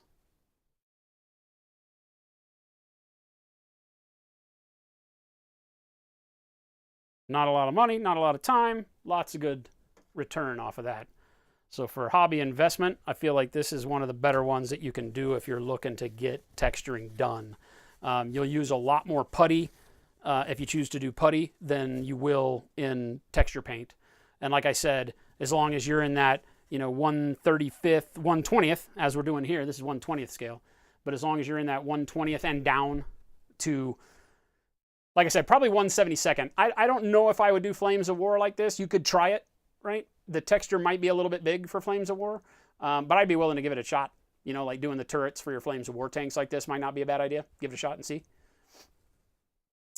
A Custodian ETA on bomb wicks next week. Guaranteed. Oh, now I said it. Now I said it. Yeah, they're being printed right now. I should have photos in the next day or so of the finished printed details on the long wicks with the ruby red handles, or red handles. Not really, they're not dark red, they're just red handles, right? Red handles, and they're doing the printing.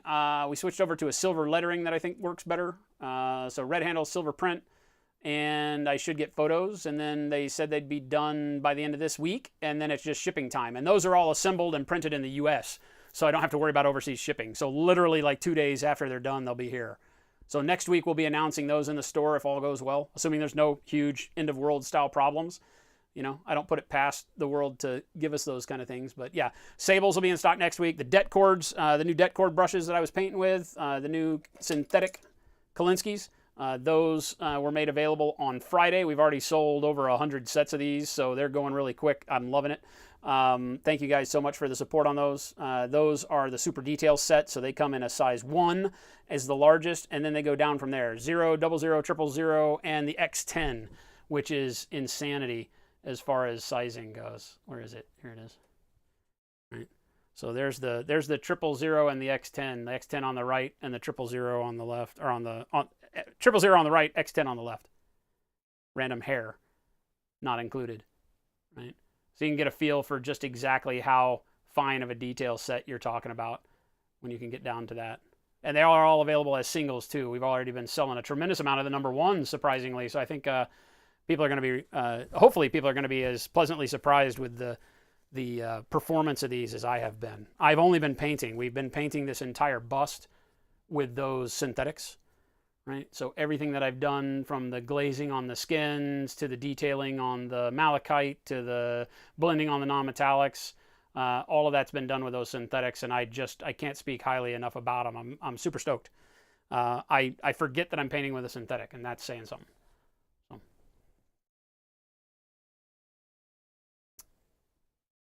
You've done whole armies in apple barrel and folk art, but you always sprung for Vallejo metal pigments because the media in the apple barrel was basically just glitter. Yeah, some of those metallics in the craft paints are not actual mica. It might actually be more like a plasticized kind of content. I don't know. But I wouldn't, I mean, we used the metallic from the tube paints, right? And it was great. The gold was fantastic, not gonna lie. Dealer Death, is the rust effect good for 40K tanks? Yeah, definitely. Can you put it down with an airbrush? No. It's a texture paint. Don't airbrush it. Brush it. I mean, I guess if you got a 0.5 needle and wanted to clean the shit out of it, this stuff is like, I'm not going to say toxic. It's not toxic, but it literally dries. Like I don't know if you saw me when I was cleaning it. Where's my thing? So it literally leaves mud, right? Like solid material, right? So I wouldn't want to clean that out of my airbrush. So no, I've never tried to airbrush this stuff. I always brush it. It dries super, super quick to a super high matte finish. It literally, as soon as you put it in the cup of your airbrush, would dry and skin the airbrush cup and be a bitch to clean up. So no, just no, don't do it. Brush it on, and yes, you can use it on 40K tanks or anything. You can use it on anything. Like I said, a lot of times forget about the name, right? Like I'm always experimenting. So I'm picking something that says mud and I'm saying, would this work for blood? And I'll dab it on in spots, or like that snow would be great for toxic waste, right? The AK snow. Solo Diamond, what's going on? Thank you for that follow. You know, the snow from AK would make a fantastic toxic waste because it's like gel, like end texture, right? It's like whipped cream. So you just have to paint it. Forget that it's white. And so I'm always playing around. So this rust effect, obviously we're not using it for rust. We're using it to be the skinning that comes from sandcasting metal. The finish that comes when you pull something out of a sandcast mold. And that's what I'm looking for. So that's why I don't care about the rust color necessarily. But yeah, you can use it on anything that's this scale or lower, I say. That's where I was going. I don't know if I finished that thought process. But if it's 1/20th scale, which is this, where a standard human being is like 8 to 8.5 centimeters tall, much bigger than the scale that we're working in for most of what we do, except for maybe Primarchs, right? It's great. And down to, like I said, 72nd, which is Flames of War. 72nd, 1/100th, that kind of scale, which is small tanks. I would say that's probably as small as you could go, because then the texture starts looking too big, right? That's the only issue with it, with this particular product. And again, this is just the Vallejo Environments, the Rust Texture, or the ma.k Rust Texture, same stuff. They're both available over on the store. I think I have the Environment stuff in stock. I know I do. Yeah, I got lots. So yeah, use it on anything. And you can use it over the top of your paint. I mean, one thing we're not showing here is it being used actually as rust, but it is good for what the name on the bottle says. It will do that.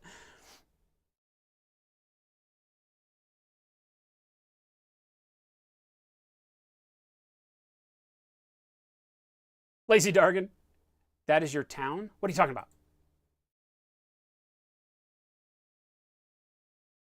A 1/11th scale Orc Warrior Buildnery? Nice.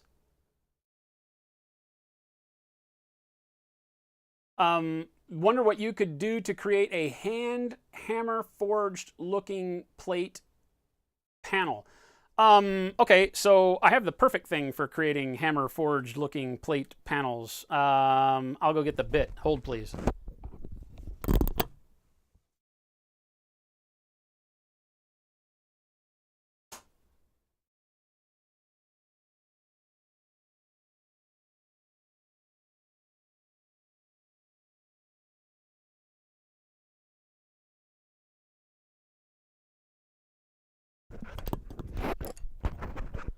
So they make multiple sizes of these little deburring bits, right? And so what this is a round head cutting bit, all right? So it just has a ball, but each one of those is a blade like a drill bit almost. A lot of times I call deburring bits, or I don't know, engraving bits. I think they call them, like ball engravers, right? Or graving bits or something like that. This is great. Put it in your roto tool. What do you got, a Dremel or whatever, right? Put it in your Dremel and then just mark the plastic. Do I have anything? Let's see if we can make it happen. Let's see if we can make it happen. I don't have a lot of plans left for the rest of this model today, so we burned through it pretty quick. See if we can find something to do here. But this is a great way to do it. Obviously, you could sculpt that into if you wanted to take the time. The problem is that you're adding a lot of material, so depending on the model, when we're talking about tanks and adding Zimmerit, that's what really happened. When you're talking about making a hammer forged, or like hammered copper, I'm assuming is kind of what you mean. You know, if you want to do that kind of a look, the issue is that that's being pounded into the material rather than, that's not a piece I want, that's actually a base I need to use for something. I keep picking that base up. This base I don't think is for anything. My pedal is here. Right. But you get one of these deburring bits are really cheap, right? And just get yourself a variable speed drill.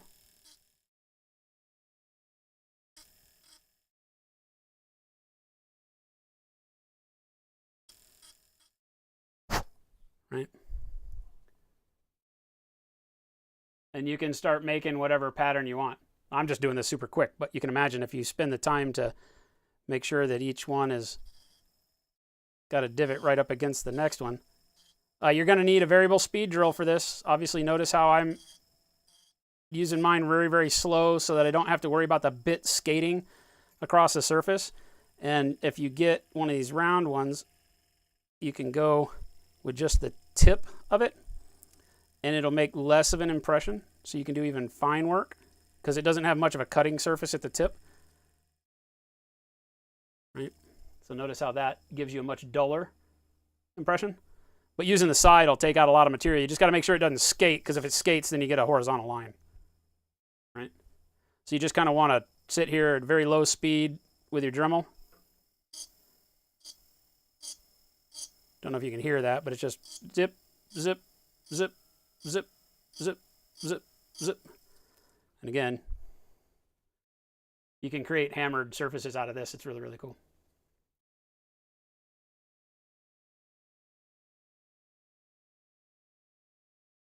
Yeah, they make tons of sizes. It just depends on the scale you're looking for, you know?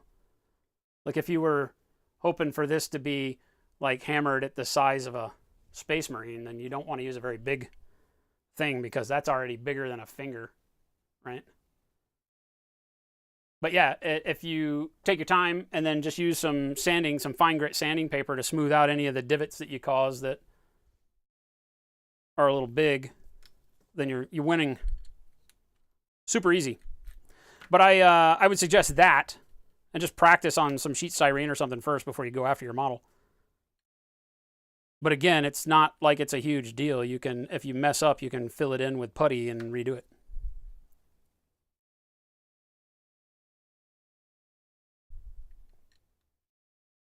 Right. And like I said, you can, depending on what you're doing, you can also use putty from the beginning and then just mold it or sculpt it into the putty. That's just going to take you more time, and it's going to build up material on the model, so you have to be prepared for your thickness to change on whatever it is you're working on.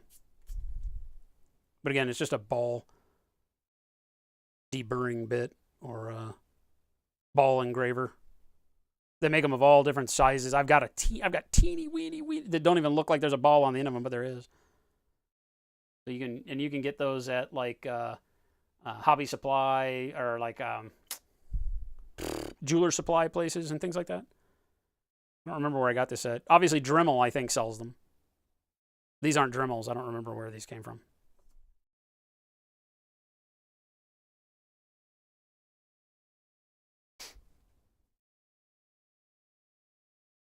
Yeah, exactly. To go through circuit board, Yoromaro, for sure.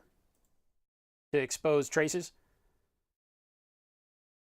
Ebb and flow for all my talk about buying cheap. I say when you start out, buy cheap. Don't be afraid to buy cheap tools. I didn't say stay with cheap tools as you become proficient and enjoy a thing. Big difference, right? As you begin to get into something that you then really enjoy and want to do it well and learn it and keep going, buy the best you can afford at that point. I only say buy the inexpensive ones early on before you know that it's something you really want to do. Yeah, I have a $300 rotary tool, so I'm not going to lie. That's a tool that I need to work like proficiently every single time. But I mean, you know, like I show you guys in the past, my rotary tool is a beast. Like this thing. That, well, 20 freaking months, my friend. 20 months. If that was yours, it would be almost as old as Jen's age of 22. I'm a cradle robber. Netwolf, my hero, man. Literally. Literally. The only thing I could wish for is that you'd spend more time with us, friend. But thank you so much. right? But like this rotary tool is a Fordham TX, and I can have full torque at like this speed here. Like I can come in and I can barely apply on the pedal, and I can't stop that bit from rotating. No matter how, look at the blood, pressing the blood out of my fingers. So even at the slowest speed, it'll bore through damn near anything. So if we're working with metals, very, very keen, right? Smelly Negro, what's going on? Thank you so much. You know, so boring through metals. I use this for jewelry, bronze. Bronze is a very, very hard metal to go through with a drill. So for bronze work, polishing, and things like that, you need something that has very high torque. This has just been a godsend. My mom got one of these for her jewelry work. She makes silver and gold jewelry, and she used it all the time. And when I started working with bronze, I was like, I wonder if that would work. And it's just a godsend. So for plastic, it's just a no-brainer. This thing is just makes short work. Like going through and turning this helmet into an empty helmet from having a face in it is, I just use this. I use a deburring tool, except I use a cylinder one, not a ball deburr. It actually is just a cylinder, so with straight walls. And I was able to just kind of very slow speed, so it didn't skate around, go brrr, and carve out his entire face out of this. It did sound exactly like that. Brrr. That's exactly what it was. So that I could make an empty helmet for this diorama, because there wasn't an empty Maschinen Krieger helmet in the kit. So they all had dudes' faces in them for some reason. I don't understand. I don't know why.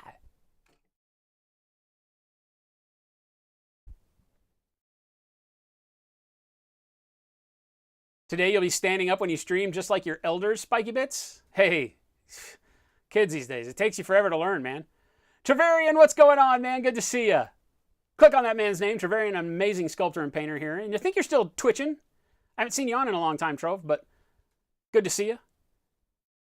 Custodian Prater, excellent. Will order. I think that was about brushes. Assassin Red, what's happening, man? No plan. What's going on, man? Welcome back.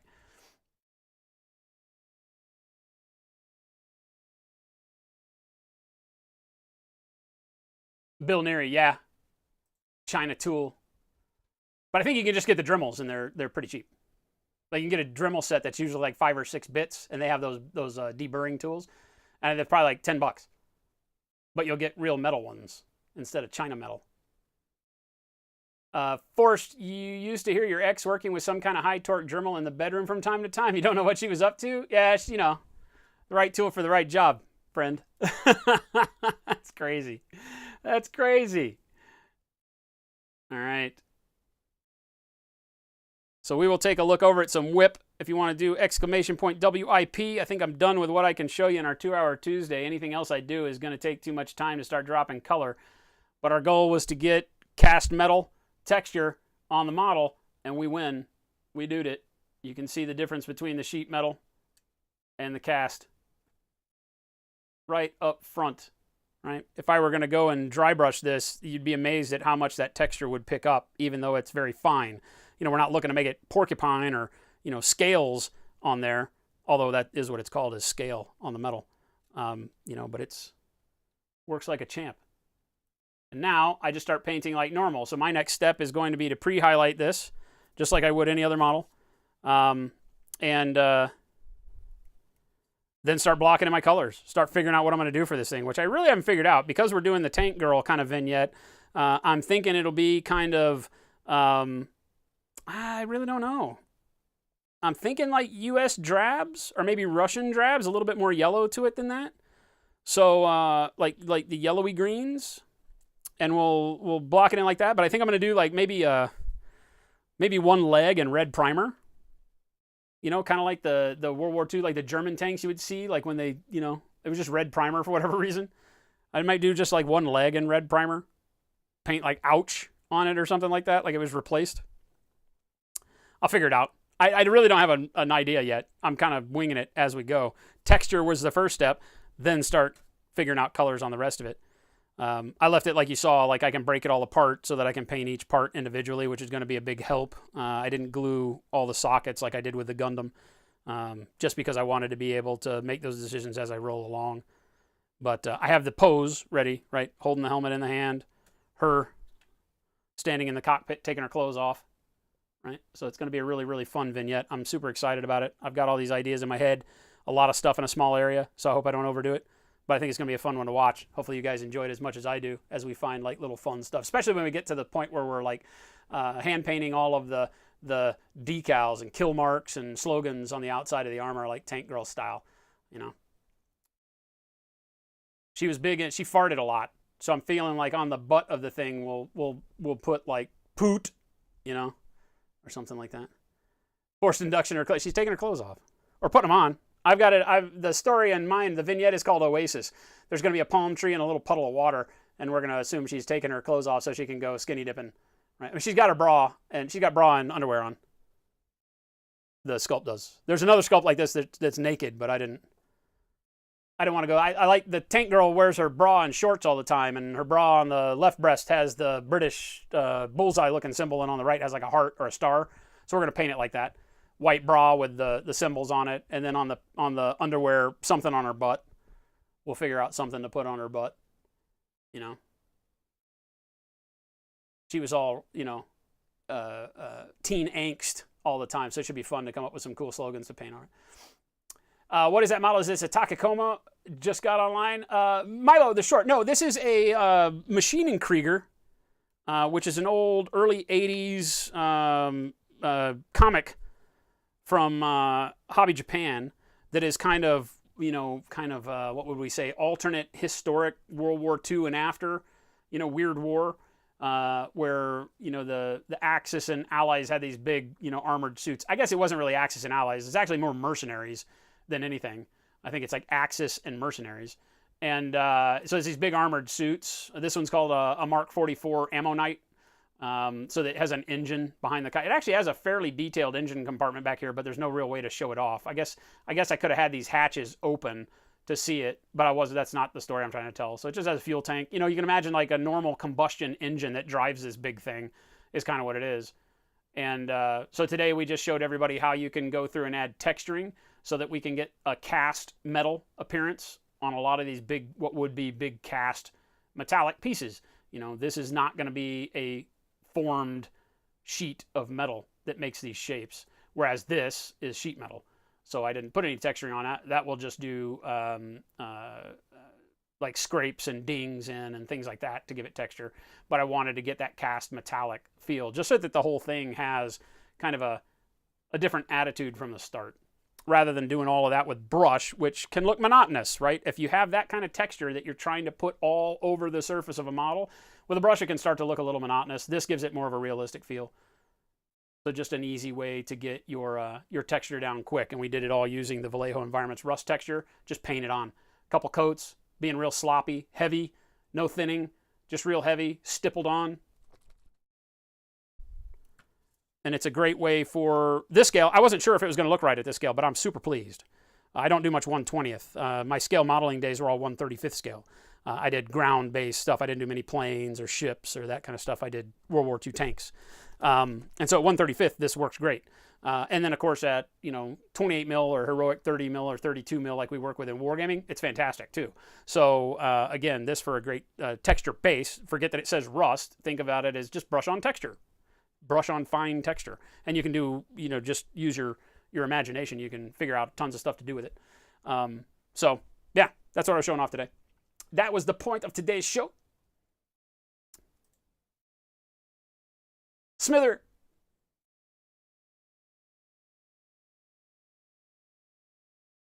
Your whip top is just base coats. You started some detail last night. The bottom two. All right, we'll go take a look.